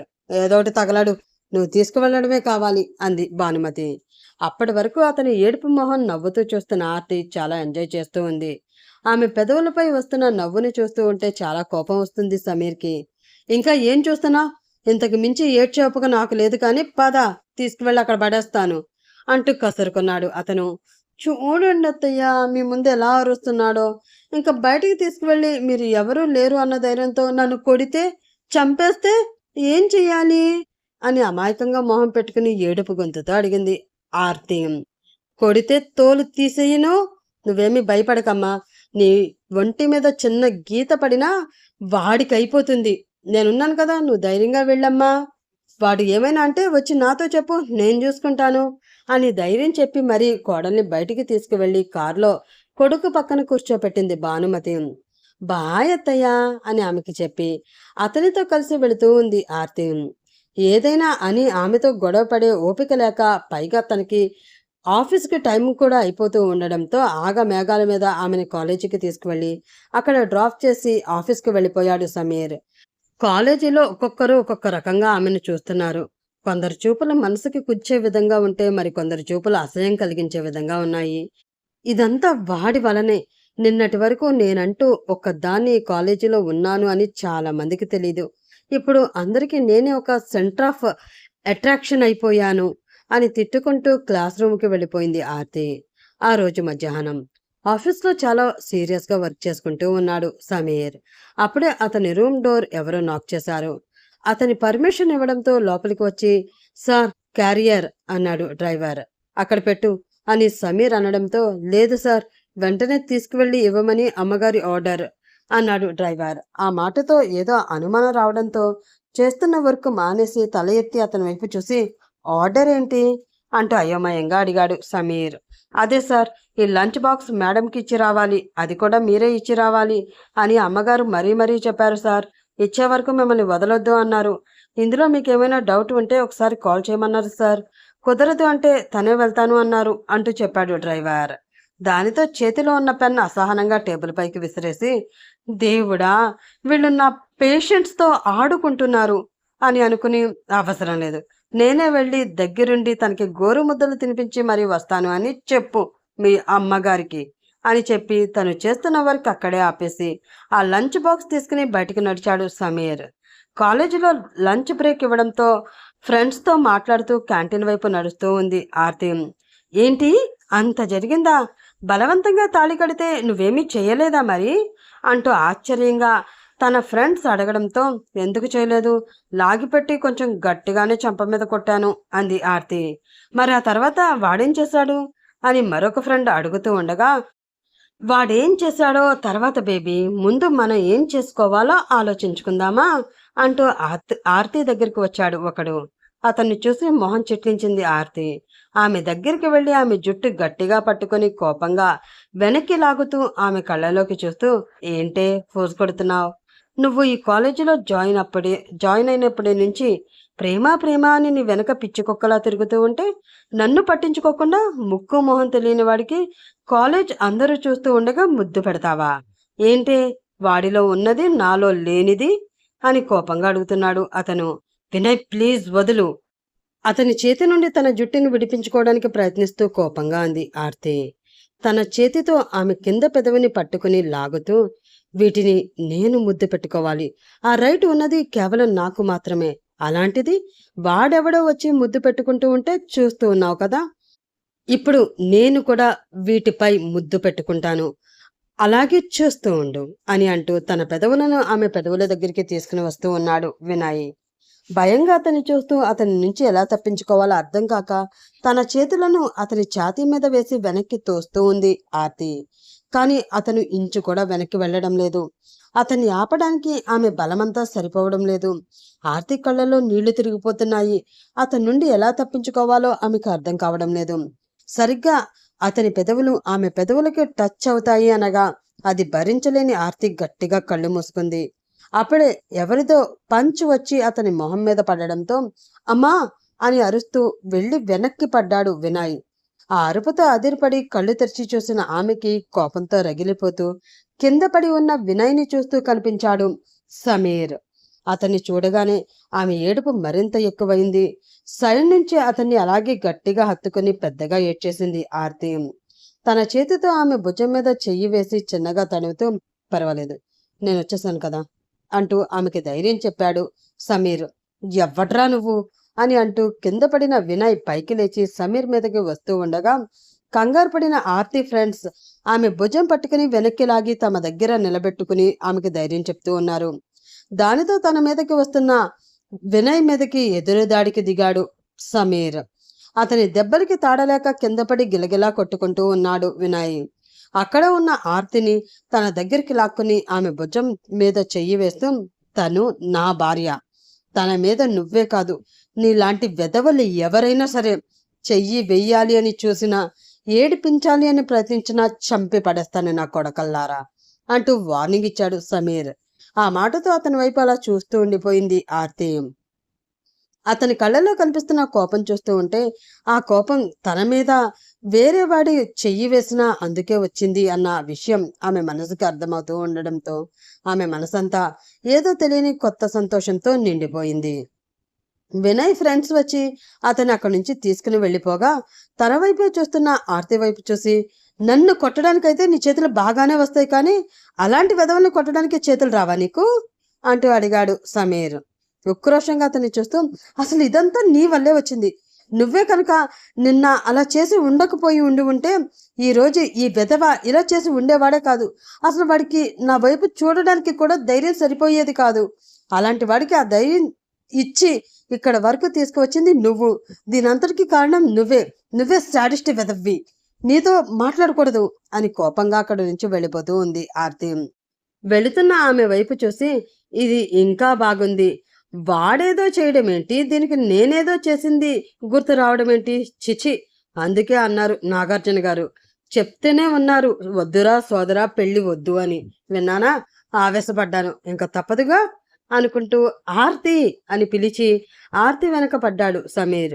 నువ్వు నాతో మాట్లాడొద్దు అని వెళ్ళి అక్కడే ఉన్న బెంచి మీద మూతి ముడుచుకుని కూర్చుంది ఆర్తి. పక్కన కూర్చుని అమ్మ మహాతల్లి, తప్పైపోయింది, ఇంకా జీవితంలో ఏ ఆడపిల్ల దగ్గర కూడా ఇకపై నేను ఇలా ప్రవర్తించను. మరొక అమ్మాయిని పొరపాటును కూడా పెళ్లి చేసుకోను. దయచేసి నన్ను క్షమించి నువ్వు భోజనం చేస్తే నేను ఆఫీస్కి వెళ్ళాలి. చాలా ఇంపార్టెంట్ వర్క్స్ వదిలేసి వచ్చాను, అర్థమవుతుందా నీకు అంటూ బతిలాడాడు సమీర్. ఇకపై ప్రవర్తించను అంటే ఇంతకు ముందు ప్రవర్తించారా? అంటే ఇంతకు ముందే మరొక అమ్మాయిని పెళ్లి చేసుకున్నారు కదా మీరు? అనుమానంగా అడిగింది ఆర్తి. దీనంగా ఆమె వైపు చూస్తూ, ఇకపై అన్న మాటలో ఇంత అర్థం ఉంది అని తెలియక పొరపాటున ఆ పదం వాడి చచ్చాను. ఇకపై వాడను అని సమీర్ అనడంతో నా ప్రశ్నకి సమాధానం అది కాదేమో అంది ఆర్తి. ఆమె వైపు అలానే చూస్తూ, సమాధానం అది కాదు కానీ నా సమాధానంతో నీకేమైనా అవసరం ఉందా? ఉంది అని నువ్వు మనస్ఫూర్తిగా చెప్పు, నా జీవితం మొత్తం పరిచి నీ కాళ్ళ ముందు పెడతాను అన్నాడు అతను. ఆ మాటతో ఏం సమాధానం చెప్పలేక మౌనంగా ఉండిపోయింది ఆమె. ఉంది అని ఆమె చెప్తుంది అని ఎంతో ఆశగా ఎదురు చూశాడు అతను. కానీ ఆమె నోటి నుండి ఆ మాట రాలేదు. దానితో కొంచెం నిరాశ చెందిన సమీర్, నిన్న బలవంతంగా తాళి కట్టి ఈరోజు ఇలా అడగడం ఏంట్రా? అయినా ఒక రోజులో ఎవరికైనా ప్రేమ పుట్టేస్తుందా నీ పిచ్చి కానీ అని మనసులో తనని తానే తిట్టుకుని తను తెచ్చిన లంచ్ బాక్స్ ఓపెన్ చేసి, త్వరగా తిను, నేను ఆఫీస్కి వెళ్ళాలి అంటూ అందులో ఉన్న రైస్ని కర్రీతో కలిపి ఒక ముద్ద ఆమె నోటి దగ్గర పెట్టాడు అతను. అది చూసి షాక్ అయి, ఇలా చేయమని కూడా అత్తయ్య చెప్పారా అంటూ అడిగింది ఆమె. చిన్నగా నవ్వుతూ, అన్నీ మమ్మీ చెప్తేనే చెయ్యాలా, నాకు నచ్చినట్లు చేయకూడదా అంటూ అడిగాడు అతను. విరక్తిగా నవ్వి, ఎవరి ఇష్టంతో సంబంధం లేకుండా అన్నీ మీకు నచ్చినట్లయితే చేస్తున్నారు కదా, ఇందులో అత్తయ్య చెప్పిందేముందిలే అని అంటూ ఆ ముద్దని తన నోటితో అందుకుంది ఆమె. ఆ ఆమె మాట మనసుకి ముళ్ళులా గుచ్చుకున్నా, ఆమె తను తినిపిస్తూ ఉంటే తినడం హాయినిచ్చింది.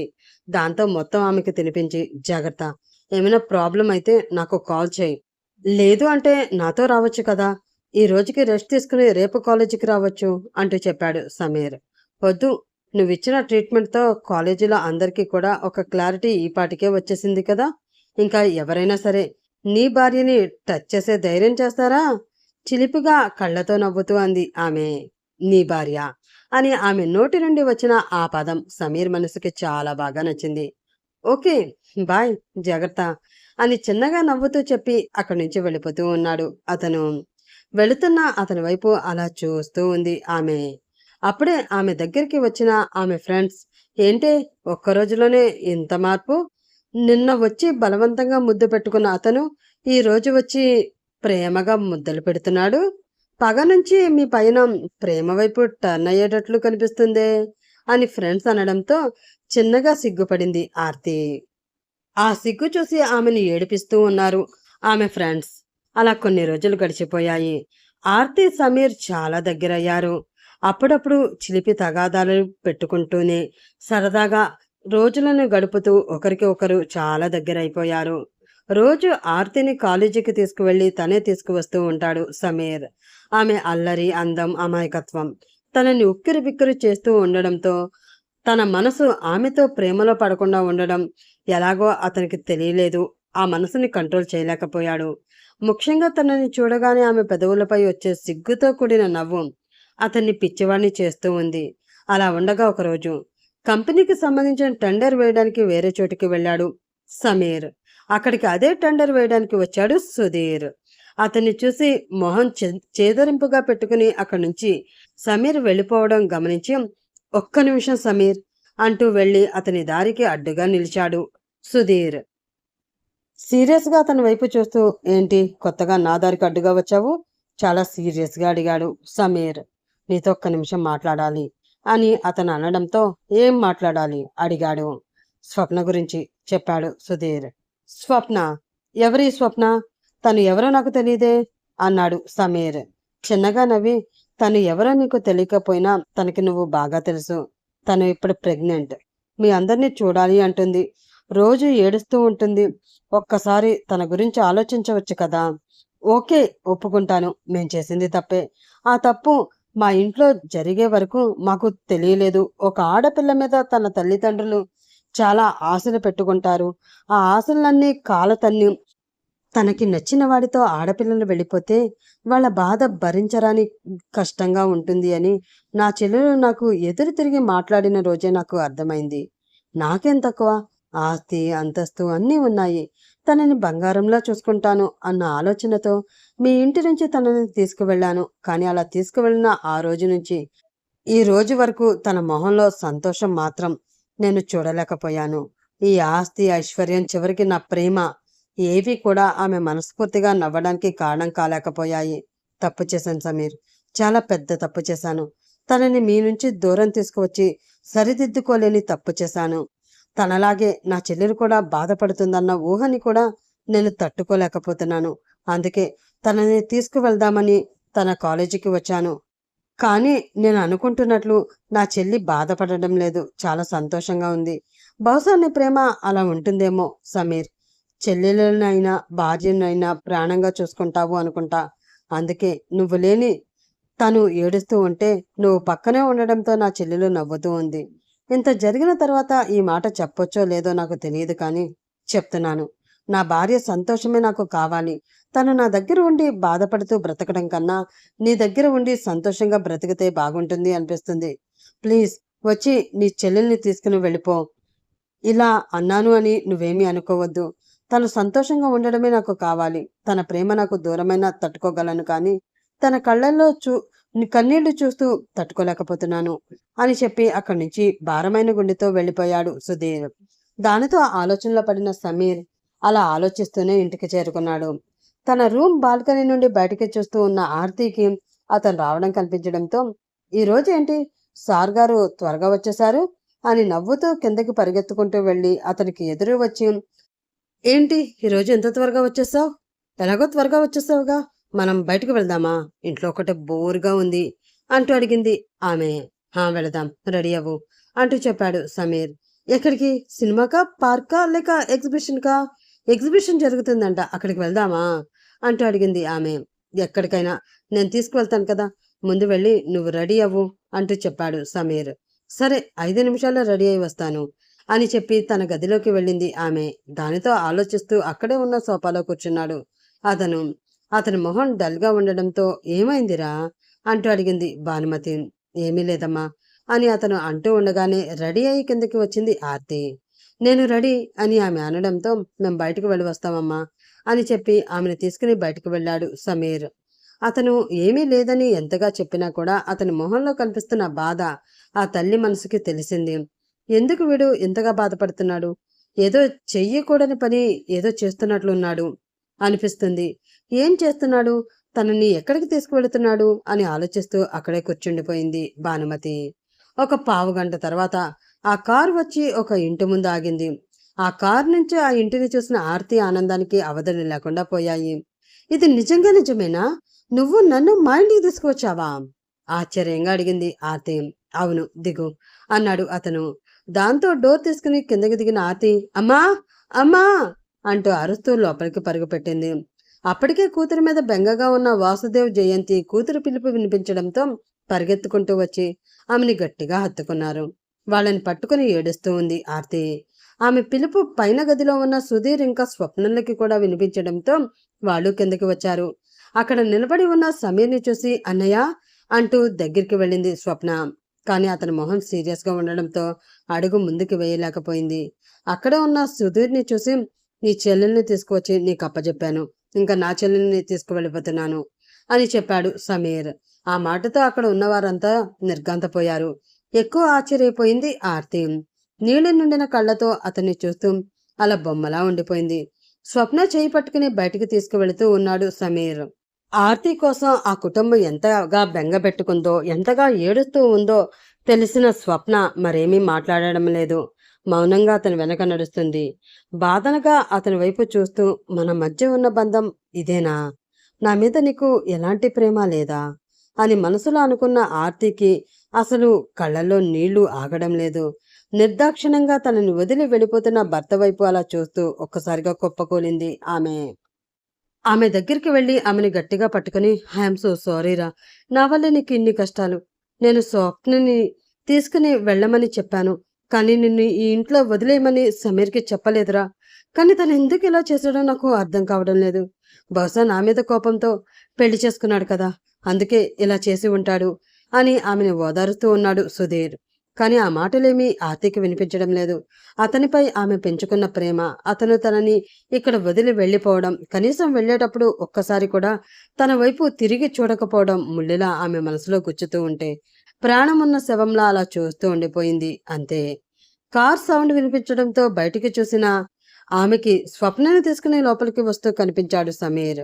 వాళ్ళిద్దరిని చూసి కొంచెం సంతోషపడిన ఆర్తి వాళ్లతో లేకపోవడంతో గాబరాగా అనిపించింది భానుమతికి. అమ్మ స్వప్న అని ఆమెకి ఎదురు వెళ్లి ప్రేమగా ఆమెని దగ్గరికి తీసుకుని వాళ్ళ వెనక మాటిమాటికి చూస్తూ, ఆర్తి ఏదిరా అంటూ అడిగింది భానుమతి. ఆ మాటకి సమాధానం ఏమీ చెప్పకుండా తన గదిలోకి వెళ్లి డోర్ వేసుకున్నాడు సమీర్. అది చూసిన భానుమతి మరింత కంగారుపడి, ఏమైందే అని స్వప్నని అడగడంతో జరిగిందంతా చెప్పింది స్వప్న. వీడికేమైనా పిచ్చి పట్టిందా? అంటే పెళ్లి చేసుకోవడం వీడి ఇష్టమే, వదిలేసి రావడం వీడి ఇష్టమేనా?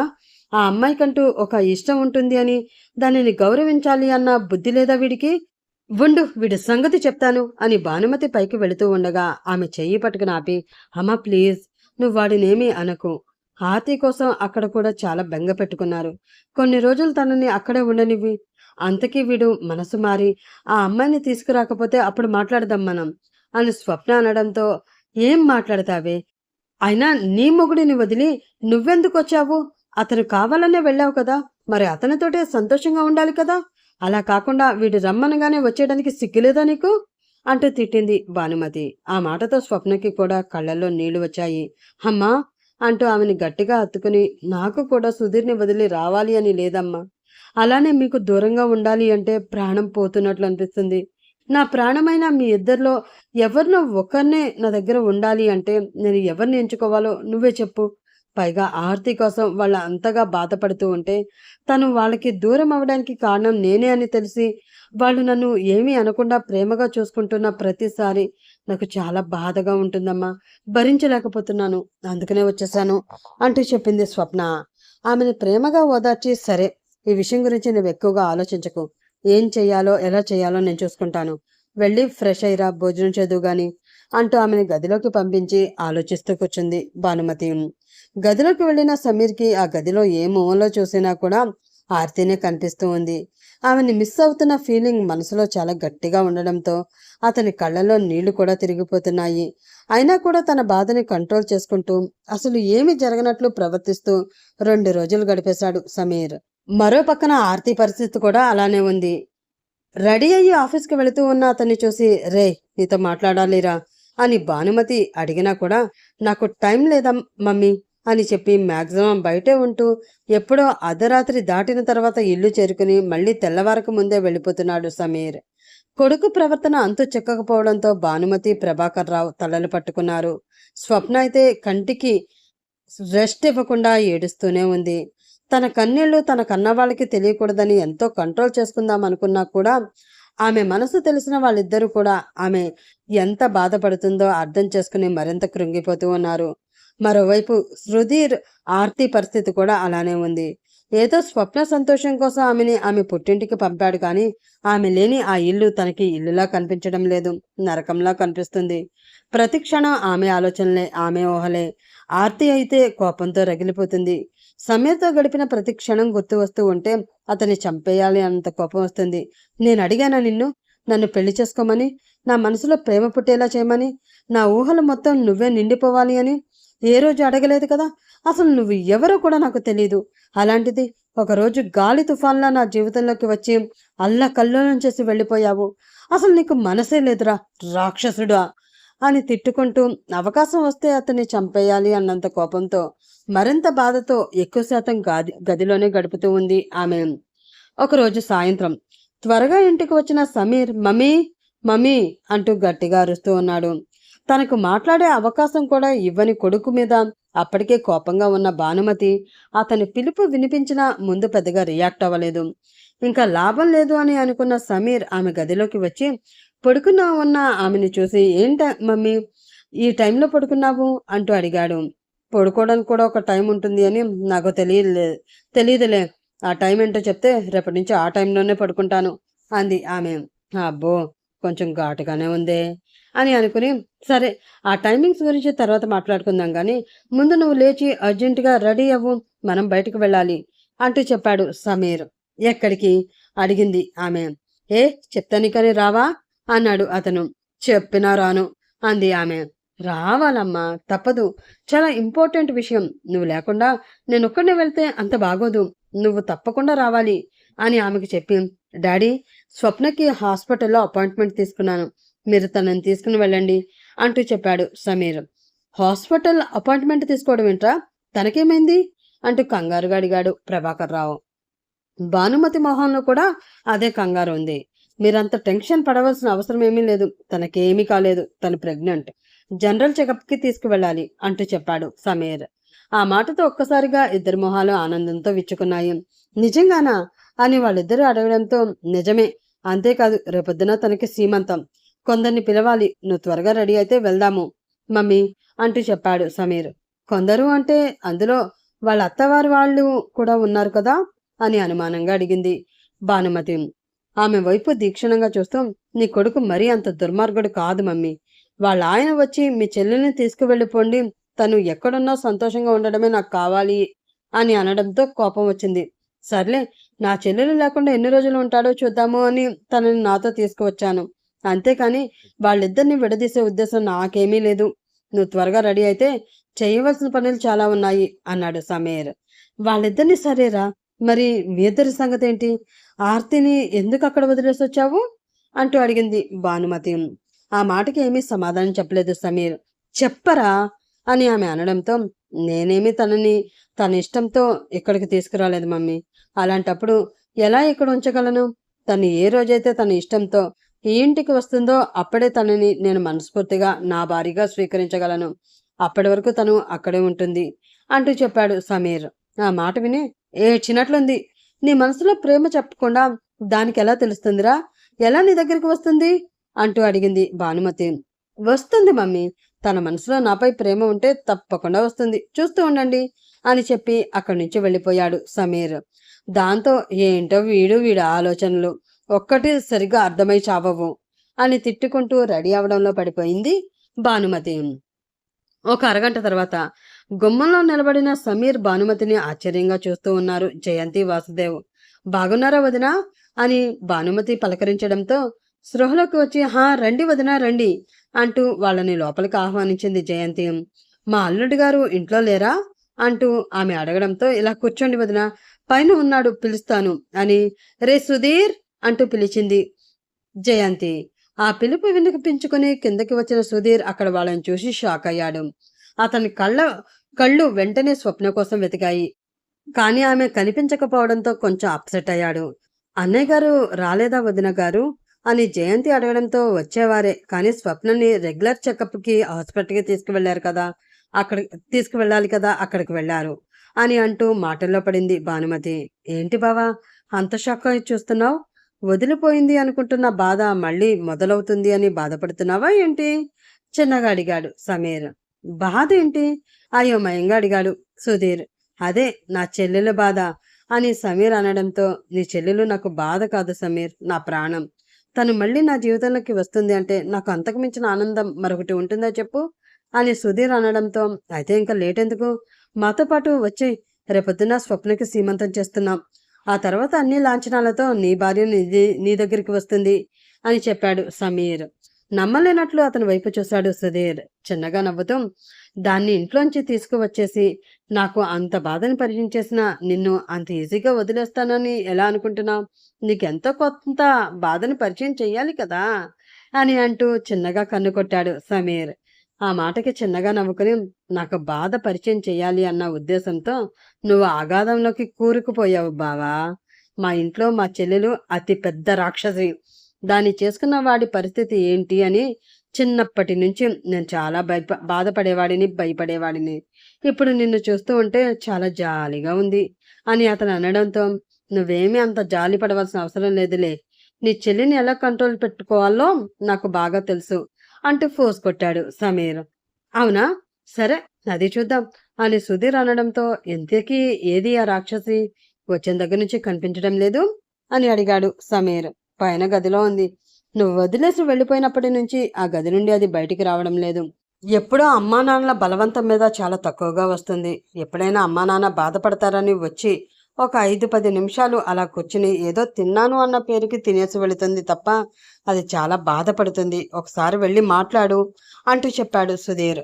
మాట్లాడొచ్చు, కానీ ఇంతమంది ముందు తన గదిలోకి నేను వెళ్ళడం అంత బాగోదేమో అనుమానంగా అడిగాడు సమీర్. నీ భార్య గదిలోకి నువ్వు వెళ్ళడానికి ఎవరి పర్మిషన్ అవసరం లేదు.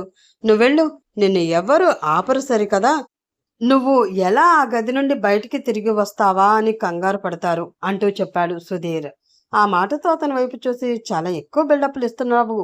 ఇప్పుడే వెళ్ళి మీ రాక్షసు సంగతి చూసి వస్తాను అని చెప్పి పైకి వెళుతూ ఉన్నాడు సమీర్. అతను అలా గదిలోకి వెళ్ళడం చూసి అందరూ చిన్నగా నవ్వుకున్నారు.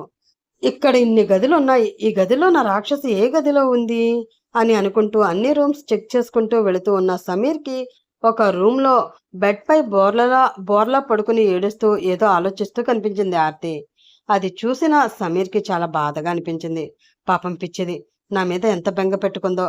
దాని మనసులో ఏముందో తెలుసుకోవాలన్న ఉద్దేశంతో అనవసరంగా దాన్ని ఇక్కడ వదిలేసి వెళ్ళినట్లున్నాను. చాలా తప్పు చేశాను అని మనసులో అనుకుంటూ, ఆర్తి అంటూ చిన్నగా పిలిచాడు అతను. ఆ పిలుపు చెవులను తాకినా కూడా అది తన భ్రమ అనుకున్న ఆర్తి ఏమీ స్పందించలేదు. దాంతో మళ్ళీ ఆర్తి అంటూ పిలిచాడు సమీర్. హా, విసుగ్గా అటువైపు తిరిగి చూసిన ఆర్తికి అక్కడ సమీర్ తనని చూస్తూ కనిపించాడు. అతన్ని చూడగానే తన దుఃఖం మరింత ఎక్కువవ్వడంతో పరుగున వచ్చి అతన్ని ఒక్కసారిగా గట్టిగా కౌగిలించుకుని ఏడుస్తూ ఉంది ఆమె. తన మనసులో కూడా మిస్ అయిన ఫీలింగ్ చాలా ఎక్కువగా ఉండడంతో ఆమెని చాలా గట్టిగా కౌగిలించుకున్నాడు సమీర్. అతని కళ్ళల్లో నీళ్లు తిరిగిపోతూ ఉన్నాయి. ఒక్క 5 నిమిషాలకి తన ఏడుపుని కంట్రోల్ చేసుకుని అతని భుజాల మీద చేతులు వేసి వెనక్కి తోసి లాగిపెట్టి అతని చెంప మీద గట్టిగా కొట్టింది ఆర్తి. ఆ చెంప మీద చెయ్యి పెట్టుకుని బ్లాంక్ ఫేస్తో ఆమె వైపు చూస్తూ, ఏంటే ఎలా కొట్టేశావు అంటూ అడిగాడు అతను. కోపంగా అతన్ని చూస్తూ అతని కాలర్ పట్టుకుని అతని మొహాన్ని తన మొహానికి దగ్గరగా లాక్కొచ్చి, ఏరా వదిలేసి వెళ్ళిపోతావా? అంత నీ ఇష్టమేనా? నాకంటూ ఇష్టం ఉంటుంది అని నీకు ఏ రోజు అర్థం కాదా? ఆ రోజు అలాగే నీ ఇష్టానికి నువ్వు వచ్చావు, ముద్దు పెట్టావు, తాళి కట్టావు, నీ ఇంటికి తీసుకువెళ్ళావు. ఈరోజు బయటికి తీసుకువెళ్తాను అని చెప్పి ఇక్కడికి తీసుకువచ్చి వదిలేసి వెళ్ళిపోయావు. కనీసం వెళ్ళిపోయేటప్పుడు ఒక్కసారి కూడా నా వైపు తిరిగి చూడలేదు. అసలు నీకు నేనేమీ కానా? నీ మనసులో నాపై ఎలాంటి ప్రేమ లేదా అంటూ నిలదీసింది ఆర్తి.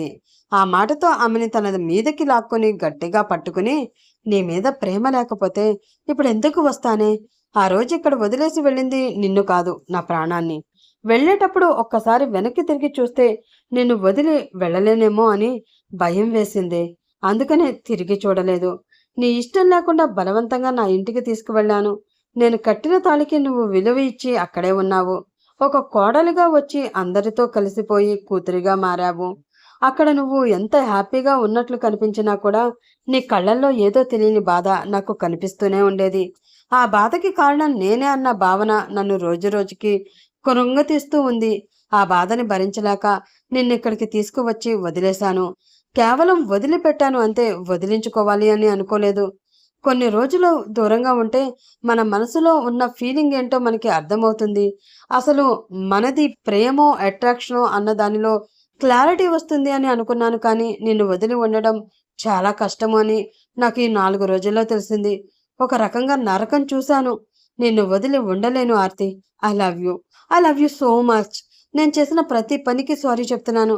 ఇంకెప్పుడు నీ మనసుని కష్టపెట్టే పని చెయ్యను.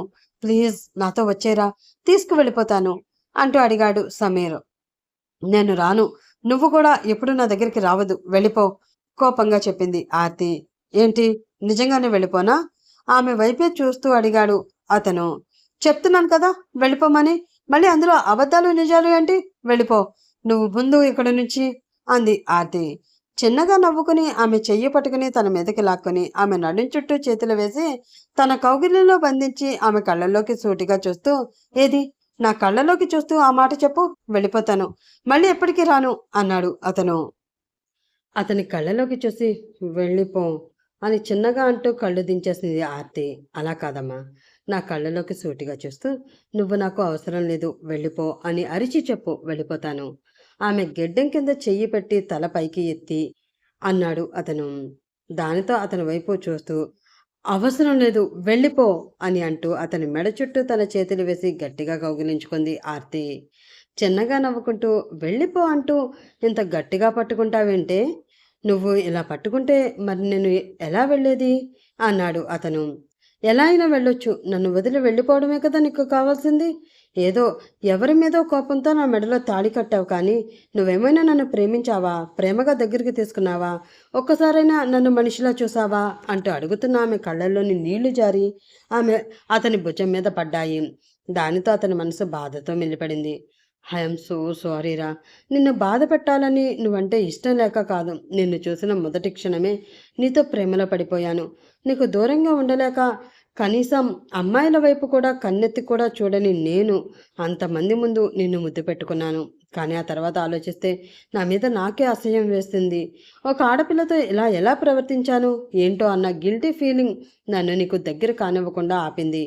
నీ మనసులో కూడా నాపై అదే అసహ్యం ఉందా లేక ప్రేమ ఉందా తెలుసుకోవడం కోసమే నిన్ను దూరం పెట్టాను తప్ప కావాలని దూరం చేసుకోలేదురా. నా వల్ల మిస్ అయిన సంతోషాలన్నీ నీకు మళ్ళీ దొరకాలి. నువ్వు బాధపడుతూ కన్నీళ్లతో కాదు, సంతోషంగా నవ్వుతూ నా జీవితంలోకి అడుగు పెట్టాలి. అప్పుడే మన జీవితం సరికొత్తగా మొదలవుతుంది అని అంటూ చెప్పాడు అతను. ఆ మాటతో అతనిని గట్టిగా కౌగిలించుకుంది ఆమె. ఆమె మెడ వంపుల్లో చిన్నగా ముద్దు పెడుతూ, ఐ లవ్ యూ బంగారం అని ఆమె చెవిలో గుసగుసగా చెప్తూ ఆమె చెంపల మీద తన పెదవులతో చిరుతడిని అద్దాడు సమీర్. ఆ చిన్న స్పర్శకే పులకించిపోయి కళ్ళెత్తి అతని వైపు చూడలేక కళ్ళు దించేసుకుని సిగ్గుపడుతూ ఉంది ఆమె. అది చూసి చిన్నగా నవ్వుతూ ఆమె నుదుటి మీద ముద్దు పెట్టుకుని మళ్ళీ ఆమె వైపు చూశాడు. సిగ్గుతో కళ్ళు పైకి ఎత్తడం లేదు. అందంగా సిగ్గుపడుతున్న ఆ కళ్ళ మీద తన పెదవులు ఆనించి అక్కడి నుండి తనని ఊరిస్తూ ఉన్న ఆమె పెదవులను తన పెదవులతో ముడివేసి అతి సున్నితంగా ముద్దు పెట్టుకుంటూ ఉన్నాడు. అతనికి సహకరిస్తూ మెల్లిగా కళ్ళు మూసుకుంది ఆమె. అతని షర్ట్ ఆమె చేతి కింద పడి నలిగిపోతుంది. ముద్దుతో మొదలైన తాపం ఇంకా ఏదో కావాలి అని కోరుతూ ఉండడంతో తన చేతులను మెల్లిమెల్లిగా ఆమె డ్రెస్ లోపలికి పొనిస్తూ పైపైకి జరుపుతూ ఉన్నాడు అతను. అప్పుడే అమ్మ ఆర్తి అంటూ బయట నుంచి ఒక అరుపు. ఆ అరుపు విని కంగారుగా అతన్ని దూరం జరిపి అమ్మ వచ్చింది అంది ఆర్తి. బిజీగా ఉన్నానని చెప్పవే, వెళ్ళిపోతుంది అని అంటూ ఆమె చెయ్యి పట్టుకుని మళ్ళీ తన మీదకి లాక్కుని గట్టిగా కౌగిలించుకుని ఆమె మెడ కింద భాగంలో తన పెదవులను రాస్తూ తీయనైన ముద్దులు పెడుతూ ఉన్నాడు అతను. దుర్మార్గుడా అంటూ అతని భుజం మీద గట్టిగా గిల్లేసి డోర్ తీయడానికి అటువైపు వెళ్ళింది ఆర్తి. లోపల సమీర్ ఉన్నాడు అని తెలియడంతో అందరూ మీకోసం కింద వెయిట్ చేస్తున్నారమ్మా, త్వరగా వస్తే బాగుంటుంది అని చెప్పి అక్కడి నుంచి వెళ్ళిపోయింది జయంతి.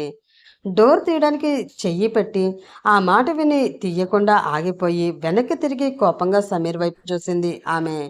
తనకేమీ తెలియదు అన్నట్లు పైన ఉన్న సీలింగ్ని చూస్తూ ఉన్నాడు సమీర్.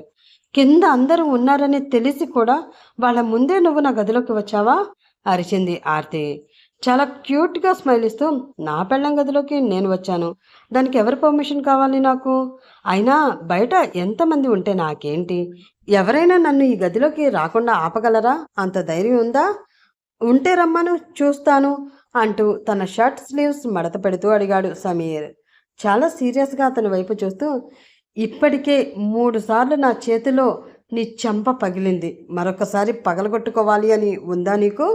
ఉంటే రా, నేను చూస్తాను అంటూ తన చున్నీ నడుముకి బిగించి ముందుకు నడిచింది ఆర్తి. అయ్య బాబోయ్, రౌడీ రాక్షసి, మీ అన్న మీద కోపంతో పోయి నిన్నే పెళ్లి చేసుకున్నాను. నా జీవితం ఏంటో నాకేమీ అర్థం కావడం లేదు. నాకు ఇప్పుడు తలుచుకుంటే భయం వేస్తుంది తెలుసా అన్నాడు అతను. అవునా, అయితే ఇంకా లేట్ ఎందుకు? ఆల్రెడీ వదిలేసి వెళ్ళిపోయావు కదా, ఇప్పుడు కూడా అలాగే వెళ్ళిపో. నిన్నెవ్వరూ ఆపరు ఇక్కడ. నీ కాళ్ళు పట్టుకుని నువ్వే నాకున్న ఒకే ఒక్క దిక్కు, నువ్వు లేకపోతే నేను బ్రతకలేను, నాకు పెళ్ళి కాదు, మరో మొగుడు రాడు అంటూ నేను అస్సలు అడ్డుపడను అంది ఆమె. నువ్వు అడ్డుపడవే, కానీ నువ్వు లేకుండా నేను బ్రతకలేను కదా. నువ్వు నాకు క్యూట్ రౌడీ రాక్షసివి. మనసంతా నిండిపోయి అక్కడ పెద్ద పీఠం వేసుకుని కూర్చున్నావు. అది ఖాళీ అవ్వాలి అంటే నా ప్రాణం పోవాలి అంటూ ఆమెని మరొక్కసారి తనివి తీరా ముద్దు పెట్టుకుని ఇంకా చాలే, ఇంతకు మించి ముందుకు వెళ్ళాను అంటే లేట్ అయిపోతుంది, బయట ఉన్న వాళ్ళకి అనుమానం వచ్చేస్తుంది, వెళ్దాం పదా అని అంటూ ఆమెని తీసుకుని బయటికి నడిచాడు సమీర్. చిలక గోరింకల్లా నవ్వుకుంటూ సరదాగా మాట్లాడుకుంటూ కిందకి వస్తూ ఉన్న వాళ్ళిద్దరినీ చూసి మీ కోడలు సీమంతం అన్న సంతోషంలో పడి మా కోడల్ని మా ఇంటికి పంపించడం మర్చిపోకండి వదినా, త్వరగా తనని మీ ఆశీస్సులతో మా ఇంటికి పంపిస్తే మాకు సంతోషంగా ఉంటుంది అంటూ చెప్పింది భానుమతి. ఆ మాటతో ఒకరి మొహం ఒకరు చూసుకున్నారు వాసుదేవ్ జయంతి. ఆ అమ్మాయిని పంపించాలి అని మాకు ఉంది చెల్లెమ్మ, కానీ వాళ్ళ పెళ్ళి ఎలా జరిగిందో మీకు తెలుసు కదా. ఎవరి ఆశీస్సులు లేకుండా ఎవరు చూడకుండా ఎక్కడో గుడిలో జరిగింది. జరిగిపోయిన దానిని మనం ఎలాగో మార్చలేము, కానీ మా కూతురు పెళ్లి చూడాలి అని మాకు ఉంటుంది కదా. అందుకే వాళ్ళకి మళ్ళీ పెళ్లి చేస్తే బాగుంటుంది అనుకుంటున్నా. మీరు ఈ విషయం గురించి ఆలోచించి మీ నిర్ణయం చెప్తే దాన్ని బట్టి మేము ముహూర్తం పెట్టిస్తాం అంటూ చెప్పాడు వాసుదేవ్. ఆలోచించడానికి ఏముందన్నయ్య, ఏదో పేరుకి పిల్లలే కానీ ఇద్దరి పెళ్ళిళ్ళు కళ్ళతో చూసే అదృష్టం మీకు లేదు, ఇటు మాకు లేదు. వాళ్ళేదో ఆవేశంలో అలా చేసుకున్నారు అని మనం బాధపడుతూ కూర్చోలేం కదా. మనకి తోచింది మనం చేద్దాం. స్వప్న ఎలాగో ప్రెగ్నెంట్ కాబట్టి ఈ టైంలో వీళ్ళకి మళ్ళీ పెళ్లి చేస్తే అంత బాగోదు. కాబట్టి సమీర్ ఆర్తిలా పెళ్లి చేసి మనం ముచ్చట తీర్చుకుందాం అంటూ చెప్పింది జయంతి. అయితే ఇంకా అంతా శుభమే. రేపొద్దున మేము మా కోడలి సీమంతానికి వచ్చేటప్పుడు పంతులు గారిని కూడా తీసుకువస్తాం. వీళ్ళ పెళ్లికి కూడా అక్కడే ముహూర్తాలు పెట్టించేద్దాం అంటూ చెప్పింది జయంతి. ఆ మాట అందరికీ నచ్చడంతో మనస్ఫూర్తిగా నవ్వుకున్నారు అందరూ. వదిలి వెళ్ళాలి అని లేకపోయినా మనసు తన దగ్గరే ఉండాలి అని పోరు పెడుతున్నా తప్పదు కాబట్టి ఆమెను వదిలి కష్టంగా అక్కడి నుంచి బయలుదేరాడు సమీర్. అతను దూరంగా వెళుతున్నా కూడా అతి త్వరలోనే తన దగ్గరికి వచ్చేస్తాడు అన్న నమ్మకంతో హాయిగా ప్రశాంతంగా ఆ రోజుని ఏదోలా గడిపేసి నెక్స్ట్ డేకి తనకి కావలసిన షాపింగ్ చేసుకోవడం కోసం తన అన్నయ్యని తీసుకుని షాపింగ్ మాల్కి వెళ్ళింది ఆర్తి. నెక్స్ట్ డే ఇల్లంతా పచ్చిపూల అలంకరణతో కనువిందు చేస్తూ ఉంది. తన ఒక్కగానొక్క చెల్లిని సీమంతాన్ని చాలా గ్రాండ్గా అరేంజ్ చేశాడు సమీర్. అది చూసి స్వప్న మనసంతా నిండిపోయింది. ఆర్తి వస్తుంది అని త్వరగా లేచి ఫ్రెష్ అయ్యి రెడీ అయ్యి ఒక గిఫ్ట్ బాక్స్ తీసుకుని చెల్లెల దగ్గరికి వచ్చాడు సమీర్. అతను రావడం చూసి అతన్ని గట్టిగా హత్తుకుని, థ్యాంక్ యూ సో మచ్ అన్నయ్య, నువ్వు నన్ను క్షమిస్తావు అని, మళ్ళీ నన్ను దగ్గరికి తీసుకుంటావు అని అసలు ఎక్స్పెక్ట్ చేయలేదు తెలుసా అంటూ తన ఫీలింగ్ని పంచుకుంటూ కన్నీళ్లు పెట్టుకుంది స్వప్న. ఆమెని ప్రేమగా హత్తుకుని, నువ్వు నా బంగారానివే, ఏదో చెప్పకుండా మా పరువు తీసి వెళ్ళిపోయావు అన్న కోపం ఉన్నా నిన్ను ఎందుకు దూరం చేసుకుంటాను చెప్పు? ప్రాణంగా పెంచుకున్నది దూరం చేసుకోవడానికా? అలానే నీ ఇష్టాన్ని కాదు అని నువ్వు బాధపడుతూ ఉంటే చూస్తూ ఈ అన్న ఉండలేడు. నువ్వు ఎప్పుడూ సంతోషంగా ఉండాలి అని అంటూ తను తెచ్చిన గిఫ్ట్ ఆమెకి అందించాడు అతను. అందులో ఉన్న బంగారు గాజులు చూసి చాలా సంతోషపడింది స్వప్న. అప్పుడే అక్కడికి వచ్చి అది చూసి, ఏంటి చెల్లెలు గారికి అన్నగారు చాలా కాస్ట్లీ గిఫ్ట్ ఇచ్చినట్లున్నారు అని అడిగాడు సుధీర్. అతన్ని చూసిన వెంటనే సమీర్ పెదవులపై ఒక నవ్వు వచ్చి చేరింది. అది అతను వచ్చాడు అని కాదు, అతనితో పాటు అతని చెల్లెలు కూడా వచ్చి ఉంటుంది అని.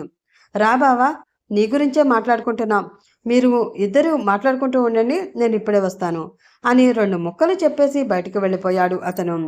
కంగారుగా బయటకు వెళ్ళడం చూసి, ఏమో అనుకున్నాను కానీ నా చెల్లెలు మీ అన్నని బాగానే లైన్లో పెట్టింది. చూడు, నేను రావడం చూసి తను వచ్చేసి ఉంటుంది అని ఎలా ఉరుకులు పరుగుల మీద ఎదురు వెళుతున్నాడో అని అన్నాడు సుధీర్. ఆ మాటతో అతని భుజం మీద చిన్నగా కొట్టి, మీరు మాత్రం తక్కువ, మా అమ్మ నాన్న అన్నయ్య తప్ప మరో ప్రపంచం తెలియని నాకు కొత్త ప్రపంచాన్ని పరిచయం చేసి మీతో పాటు లేచి వచ్చేలా చేశారు కదా, దానితో పోల్చుకుంటే మీ చెల్లెలు చేసింది తక్కువేలే అంది స్వప్న. ఆమె కళ్ళలోకి ప్రేమగా చూస్తూ, నిజమా అంటూ చిన్నగా నవ్వాడు అతను. నిజమే అంటే అతని గుండెల్లో గువ్వ పెట్టలా ఒదిగిపోయింది స్వప్న. హడావిడిగా కిందకి పరిగెత్తుకుంటూ వచ్చిన సమీర్కి అక్కడే నిలబడి తన తల్లితో నవ్వుతూ కబుర్లు చెప్తూ ఉన్న ఆర్తి కనిపించింది. పసుపు పచ్చని పట్టుచీరలో హెయిర్ లీవ్ చేసి చాలా అందంగా రెడీ అయ్యి తెలుగింటి ఆడపిల్లలా కనిపిస్తున్న ఆమెని చూసి స్టన్ అయి అక్కడికక్కడే ఆగిపోయాడు సమీర్. వావ్, ఎంత బాగుంది ఇది! నిజంగా ఇన్ని రోజులు దీన్ని కళ్ళ ముందు పెట్టుకుని కనీసం టచ్ చేయలేదు అంటే సమీర్, నీ మీద నాకే అనుమానం వస్తుందిరా. అసలు అంత టైం వేస్ట్ ఎలా చేసావురా? సిమ్లా యాపిల్ లాగా మిలమిలా మెరిసిపోతూ కనిపిస్తూ ఉంటే నోరు ఊరిపోతుంది. అర్జెంటుగా ఏదో ఒకటి చేసి తీరాలి అంతే అని మనసులో అనుకుని అక్కడికి వెళ్ళి, అమ్మా, నేను స్వప్న పిలుస్తుంది అంటూ చెప్పాడు సమీర్. నన్నా, ఎందుకు అడిగింది భానుమతి. రెడీ అవ్వడం కొంచెం ఇబ్బందిగా ఉందంట, నువ్వు వస్తే హెల్ప్ చేస్తావని పిలుస్తుంది అంటూ చెప్పాడు సమీర్. నా బొంద, నాకేమొచ్చిరా హెల్ప్ చేయడానికి? అయినా ఈ కాలం ఆడపిల్లల్ని రెడీ చేయాలి అంటే ఈ కాలం ఆడపిల్లలే ఉండాలి, మా కాలం వాళ్ళు కాదు అని. అమ్మ ఆర్తి, మీ వదిన గారిని రెడీ చేసి తీసుకురామ్మా అంటూ ఆర్డర్ వేసి అక్కడి నుంచి వెళ్ళిపోయింది భానుమతి. అది అంతా సమీర్ కావాలని చేస్తున్నాడు అని అర్థమవడంతో మూతి తిప్పి అతని వైపు నుంచి మొహం పక్కకు తిప్పుకుని అక్కడి నుంచి వెళ్ళిపోతూ ఉంది ఆర్తి. చిన్నగా నవ్వుకుని ఆమె వెనకే ఫాలో అవుతూ ఉన్నాడు అతను. ఏంటి నా వెనకే వస్తున్నావు? ఎవరైనా చూస్తే ఏమనుకుంటారు? నడక ఆపకుండానే అడిగింది ఆమె. నా ఇష్టం, రాకూడదు అని నీ వెనక ఏమీ బోర్డు పెట్టలేదే, అందుకే వస్తున్నా. చూసేవాళ్ళు ఏమైనా అనుకోని, నాకు అనవసరం అన్నాడు అతను. బోర్డు పెట్టుకోలేనంత మాత్రాన అలా అమ్మాయిల వెనక వచ్చేస్తావా? సిగ్గులేదా నీకు అంటూ అడిగింది ఆమె. ఉంది కాబట్టే నువ్వింకా ఇలా ఉన్నావు, లేదు అంటే స్వప్న చైర్ పక్కనే మరొక చైర్ వేసి నీకు కూడా ఈ పాటికి సీమంతం జరుగుతూ ఉండేది. ఏం చేస్తాం, అతి మంచితనంతో చాలా మిస్ అయిపోయాను కదూ అన్నాడు సమీర్. ఆ మాటతో ఆమె అడుగు టక్కన ఆగిపోయింది. వీడు ఇలా కూడా మాట్లాడతాడా అని ఆమె ఆలోచిస్తూ ఉండగానే ఎవరో ఆమె నడుం మీద చెయ్యి వేసి పక్కన ఉన్న గదిలోకి లాక్కుని వెళ్ళి డోర్ క్లోజ్ చేశారు. దానితో అదిరిపడి కంగారుగా వెనక్కి తిరిగి తనకి దగ్గరగా ఉన్న సమీర్ని వెనక్కి తోసి, ఏం చేస్తున్నావు నువ్వు? ఇప్పుడే కదా మంచి పిల్లాడిని అన్నావు, అప్పుడే చెడ్డ పిల్లవాడిలా ప్రవర్తిస్తావేంటి అంటూ అడిగింది ఆమె. చీర జాకెట్ కలవని చోట అందంగా వంపు తిరిగి కనిపిస్తూ ఉన్న ఆమె సొగసైన నడుం మీద చెయ్యి వేసి ఆమెని తన మీదకి లాక్కుని, చెయ్యవలసిందే చేస్తున్నా, ఏ నీకు తెలీదా, అంత చిన్న పిల్లవా నువ్వు అంటూ అందంగా కనిపిస్తున్న ఆమె ముక్కు మీద చిన్నగా ముద్దు పెట్టుకున్నాడు అతను. సిగ్గుగా అనిపించడంతో తల వంచుకుని, ఇలా చేయడం తప్పు కదా, మనకింకా పెళ్లి కాలేదు అని ఆమె అనడంతో ఆమె నుదుటి మీద తన చూపుడు వేలితో పొడిచి, ఆల్రెడీ పెళ్ళైపోయింది మేడం, మన బంధం ఇంకా బలపడడం కోసం రెండోసారి పెళ్లి చేసుకుంటున్నాం, అది మర్చిపోకండి తమరు అన్నాడు అతను.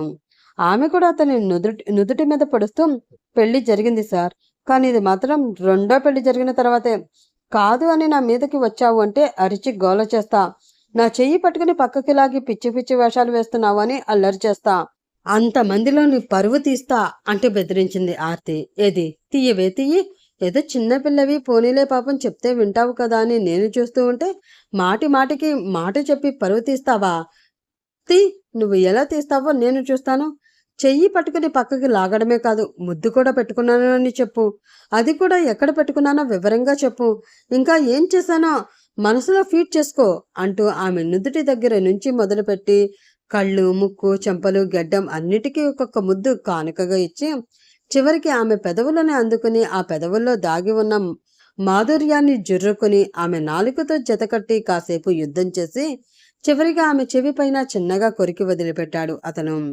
అప్పటికే మోహావేశంతో సిగ్గు కూడా చేరడంతో ఆమె మొహమంతా ఎర్రని మందారంలా కందిపోయింది. కళ్ళల్లో ఏదో తెలియని తమకం కనిపిస్తూ ఉండడంతో ఆమె మొహాన్ని చేతిలోకి తీసుకుని ఆమె కళ్ళలోకి సూటిగా చూస్తూ, చెప్తావా ఇప్పుడు అంటూ అడిగాడు అతను. నువ్వేదేదో చేస్తున్నావు, ఇదిగో చెప్తున్నాను, నేను అసలే చిన్నపిల్లని, నాకేదైనా జరిగింది అంటే మా వాళ్ళు ఊరుకోరు అంటూ వార్నింగ్ ఇచ్చింది ఆర్తి. అబచ్చా, కాలేజ్ స్టూడెంట్స్ అందరూ చూస్తూ ఉండగా నీకు ముద్దు పెట్టి గుడికి తీసుకువచ్చి తాళి కట్టి ఇంటికి తీసుకువచ్చి కాపురం పెట్టినా కూడా ఏమీ పీకని మీ వాళ్ళు ఇప్పుడు ఏం పీకుతారు నన్ను? సరే, వెళ్ళి చెప్పుకో, ఏం పీకుతారో నేను చూస్తాను. అలాగే నువ్వు చెప్పినవన్నీ నిజమని రుజువు చేయడానికి సాక్ష్యం కావాలి కదా, ఉండు ఇప్పుడే సాక్ష్యం ఇస్తాను అని చెప్పి ఆమె బ్లౌజ్ని భుజం మీద నుంచి కొంచెం కిందకి లాగి ఆమె ఎద అందాలని అందంగా కప్పుతూ పరుచుకున్న పవిటని పక్కకి జరిపి అందంగా నోరూరుస్తూ కొంచెం ఎత్తుగా పైకి కనిపిస్తున్న ఆమె ఎద అందాలపై గట్టిగా ఒక పంటిఘాటు ముద్రించి మళ్ళీ ఎలా ఉన్నవి అలా సరిచేసి అందమైన తీపి నోటి ముద్ర, ఇది మీ అమ్మగారికి చూపించి కంప్లైంట్ చేసుకో, ఏం చేస్తారో నేను చూస్తాను అంటూ చిలిపిగా కన్నుకొట్టాడు సమీర్. సచ్చినోడా అని తిట్టుకుంటూ డోర్ వరకు వెళ్లిన ఆమె మళ్ళీ వెనక్కి పరిగెత్తుకుంటూ వచ్చి అతని గట్టిగా కౌగిలించుకుని అతని పెదవులపై మరింత గట్టిగా ఒక ముద్దు పెట్టి అక్కడి నుంచి బయటికి పారిపోయింది. తను అంతవరకు చేసిన అల్లరి పనుల వలన వచ్చిన కిక్కు కన్నా రెండింతల కిక్కు ఆమె పెట్టిన ఒకే ఒక్క ముద్దుతో రావడంతో దానిని పదే పదే తలుచుకుంటూ చిన్నగా నవ్వుకుంటూ, ఇప్పుడు అర్థమైంది మీ ఆడవాళ్ళకి మా మగవాళ్ళు ఎందుకు దాసోహం అవుతారో అని అనుకుంటూ చిన్నగా నవ్వుకున్నాడు సమీర్. కింద ఫంక్షన్ స్టార్ట్ అయింది. ఆ గది నుండి బయటకు వచ్చిన ఆర్తి తన జుట్టు కట్టు సరిచేసుకుని ఏమీ తెలియనట్లు వచ్చి ఆ జనంలో కలిసిపోయింది. స్వప్నని రాణి చైర్లో కూర్చోబెట్టి ముందు సుధీర్ ఆమె చేతులకి గాజులు తొడిగి ఆమె చెంపలకి గంధం పూసి నుదుటన బొట్టు పెట్టి అక్షంతలు వేసి ఆశీర్వదించిన తర్వాత మిగిలిన వాళ్ళందరూ కూడా ఆమెకి గాజులు తొడిగే వేడుకని ప్రారంభించారు. అది అయిపోయిన మరుక్షణం ఎదురెదురుగా ఆర్తి సమీర్లను కూర్చోపెట్టి ఒకరికి ఒకరు తాంబూలాలు మార్చుకుని వాళ్ళ పెళ్లికి ముహూర్తం పెట్టించారు. మరో వారం రోజుల్లో దివ్యమైన ముహూర్తం ఉంది అని పంతులు గారు చెప్పడంతో, వారమేనా, పెళ్లి పనులన్నీ చేయడానికి కొంచెం కష్టమవుతుందేమో అంది భానుమతి. అంత కష్టమేమీ ఉండదమ్మా, అన్ని ఆర్డర్సే కదా, నేను మేనేజ్ చేసేసుకుంటాను, పర్వాలేదు అంటూ హామీ ఇచ్చేశాడు సమీర్. అది చూసి మీ అబ్బాయికి చాలా తొందరగా ఉంది, పాపం మా చెల్లిని విడిచి ఉండలేకపోతున్నాడు అనుకుంటా, ఆ ముహూర్తమే ఖాయం చేసేసేయండి అత్తయ్య గారు అన్నాడు సుధీర్. నీ అంత తొందర అయితే నాకు లేదులే బావా, నేనైతే ముహూర్తాలు పెట్టే వరకైనా ఆగాను, నువ్వు వీటితో మాకు పని లేదు అంటూ మా చెల్లిని విడిచి ఉండలేక అమ్మాయిని తీసుకుని వెళ్ళి మరీ పెళ్లి చేసేసుకున్నావుగా అంటూ రిటర్న్ ఇచ్చేశాడు సమీర్. దానితో అక్కడ ఉన్న వారందరూ నవ్వుకున్నారు. అనుకున్నట్లుగానే వారం రోజుల్లో పెళ్లి ముహూర్తం ఫిక్స్ అయిపోవడంతో అంగరంగ వైభవంగా ఆ పెళ్లి జరిపించారు పెద్దవాళ్ళు. ఆర్తి ఆశపడినట్లు తన తల్లిదండ్రులు కాళ్ళు కడిగి కన్యాదానం చేయడంతో తన మనసుకు నచ్చిన వాడికి ఈసారి మనస్ఫూర్తిగా అర్ధాంగి అయింది ఆమె. అందంగా సిగ్గుపడుతూ తన ముందు పాల గ్లాసుతో నిలబడిన ఆమెని పైనుంచి కింద వరకు చూసి, ఏంటే ఈరోజు మరింత ముద్దొచ్చేస్తున్నావు అంటూ అడిగాడు సమీర్. ముద్దు వస్తే పెట్టుకోవాలి, కానీ ఇలా ఎందుకు వస్తున్నావని అడుగుతారా? సిగ్గుగా అతని వైపు చూస్తూ అడిగింది ఆమె. పెట్టుకోవచ్చు, కానీ అలా పెట్టుకున్న తర్వాత ముద్దుతో ఆగకపోతే? ఆమె చేతిని తన చేతిలోకి తీసుకుని ఆమె వేళ్ళని లాగుతూ అడిగాడు అతను. ఆగకపోతే కంటిన్యూ చేయి, నిన్నెవరైనా ఆగమన్నారా ఏంటి అడిగింది ఆమె. లేదు, కానీ మధ్యలో నువ్వు ఆపాలని ప్రయత్నిస్తే అడిగాడు అతను. ప్రయత్నించినా కూడా అలాగే ఆగే అలవాటు తమరికి లేదు కదా, ఏదైనా చేసి సాధించుకోవడం అలవాటే కదా, మెలికలు తిరుగుతూ అంది ఆమె. నిజమా? అయితే సాధించుకుంటాను చూడు అని అంటూ ఆమె చేతిలో ఉన్న పాల గ్లాస్ తీసి అక్కడ ఉన్న టేబుల్ పై పెట్టి ఆమెని అమాంతం తన చేతుల్లోకి ఎత్తుకుని బెడ్ పై పడుకోబెట్టి ఆమె పక్కన చేరిపోయాడు అతను. అతను చేస్తున్న పనులకి ఉక్కిరి బిక్కిరి అవుతూ అతని ప్రేమని మనసారా ఆస్వాదిస్తూ అతనితో కలిసిపోయింది ఆమె. నెక్స్ట్ మార్నింగ్ శరీరం అంతా నొప్పిగా అనిపించడంతో ఎటూ కదలలేక కళ్ళు తెరిచి చూసిన ఆమెకి గట్టిగా ఆమెను కౌగిలించుకుని పడుకున్న సమీర్ కనిపించాడు. ఇద్దరికీ గుండెల వరకు బెడ్షీట్ మాత్రమే కప్పి ఉండడం చూసి చిన్నగా నవ్వుకుని అతన్ని మెల్లిగా పక్కకి తప్పించి లేచి కింద పడి ఉన్న తన డ్రెస్ తీసుకుని వేసుకుని వాష్రూంలోకి వెళ్ళి ఫ్రెష్ అయి వచ్చింది ఆమె. అద్దం ముందు నిలబడి ఫేస్ చూసుకుంటూ బొట్టు పెట్టుకుంటూ ఉన్న ఆమెని అప్పుడే లేచిన సమీర్ చూసి చిన్నగా నవ్వుకుంటూ ఆమె వెనకగా వెళ్ళి ఆమెని గట్టిగా కౌగిలించుకున్నాడు. ఏంటి అప్పుడే లేచిపోయారు? ఇంకొక గంట 2 గంటలు పడుకుంటారు అనుకున్నాను అంది ఆమె. ఆమె నడుం మీద గిలిగింతలు పెడుతూ, పడుకుంటాలే, చిన్న పని గుర్తు వచ్చి లేచాను, అది అయిపోయిన తర్వాత రోజంతా పడుకుంటాను అని అంటూ ఆమెని బెడ్ మీదకి లాగేసి ఆమెపై చేరిపోయాడు అతను. సిగ్గు లేదా నీకు? తెల్లవారిపోయింది, నేను బయటకు వెళ్ళాలి అంది ఆమె. సిగ్గు ఉంటే సంసారం ఎలా చేస్తాం పాపా అంటూ ఆమెపై ముద్దులు యుద్ధం మొదలుపెట్టాడు అతను. నేను ఇప్పుడే ఫ్రెష్ అయ్యాను, బయటికి వెళ్ళాలి అతన్ని తోసేస్తూ ఉంది ఆమె. మళ్ళీ ఫ్రెష్ అవ్వచ్చులే అని అంటూ ఆమెకి మాట్లాడే ఛాన్స్ ఇవ్వకుండా మరొక్కసారి ఆమెను సొంతం చేసుకున్నాడు అతను. అలా చాలా సరదాగా వాళ్ళ జీవితాన్ని గడుపుతూ ఉన్నారు వాళ్ళు. ఆర్తి కాలేజ్ మానలేదు. మంచి మార్క్స్తో తన స్టడీస్ కంప్లీట్ చేసింది. సమీర్ కూడా తన బిజినెస్లో సక్సెస్ సాధిస్తూ తనకంటూ ఒక ప్రత్యేకమైన స్థానాన్ని ఏర్పరచుకుంటూ ఉన్నాడు. చదువు అయిపోయింది కదా, తర్వాత ఏంటి అని భానుమతి అడగడంతో, ఏమీ లేదు అత్తయ్య, ఏదైనా చిన్న బిజినెస్ స్టార్ట్ చేసి నా కాళ్ళ మీద నేను ఎదగాలి అని నా ఆశ. కానీ సమీర్ ఒప్పుకుంటాడు అని అనుకోవడం లేదు. ప్రత్యేకంగా బిజినెస్ ఎందుకు, మన బిజినెస్లోనే ఏదో ఒక జాబ్ చేయి అంటాడేమో అనుకుంటున్నాను దిగులుగా అంది ఆర్తి. అసలు వాడేమనుకుంటున్నాడో తెలియాలి అంటే నువ్వు నీ మనసులో మాట వాడికి చెప్పాలి కదా అని భానుమతి అనడంతో అప్పుడే అక్కడికి వచ్చిన ఒక వ్యక్తి, మేడం, మిమ్మల్ని చిన్న మేడంని సార్ తీసుకురమ్మన్నారు అర్జెంటుగా అంటూ చెప్పాడు. ఎక్కడికి కంగారుగా అడిగింది భానుమతి. తెలీదు మేడం, మనం బయలుదేరితే సార్ కాల్ చేసి ఎక్కడికి రావాలో చెప్తాను అన్నారు అంటూ అతను చెప్పడంతో సరే అంటూ ముగ్గురు బయలుదేరారు. వాళ్ళ డెస్టినీ చేరుకునే వరకు ఎక్కడికి వెళుతున్నారు అన్నది ఆ వ్యక్తి చెప్పలేదు. అక్కడికి వెళ్ళిన తర్వాత అక్కడ ఉన్న ఆర్తి కాఫీ షాప్ని చూసి షాక్ అయ్యారు అందరూ. ఆర్తి, ఏంటమ్మా ఇది అని భానుమతి అడగడంతో, నాకు తెలియడం లేదు అత్తయ్య, ఏంటిది అని అయోమయంగా అంది ఆమె. అదేంటో నేను చెప్తాను అంటూ అక్కడికి వచ్చాడు సుధీర్. అతను చూసి, అన్నయ్య నువ్వేంటి ఇక్కడ అని ఆర్తి అనడంతో, ఏమీ లేదురా, మీ శ్రీవారు ఫోన్ చేసి కాఫీ షాప్ ఓపెనింగ్ అంటే వచ్చాను. చివరికి ఏదైతే ఏముంది, నువ్వు సొంతంగా ఏ బిజినెస్ అయితే స్టార్ట్ చేయాలి అనుకున్నావో అది మా బావగారు నీ చేత చేయించారనమాట అన్నాడు సుధీర్. ఆ మాటతో ఆర్తి కళ్ళలో నీళ్లు తిరిగాయి.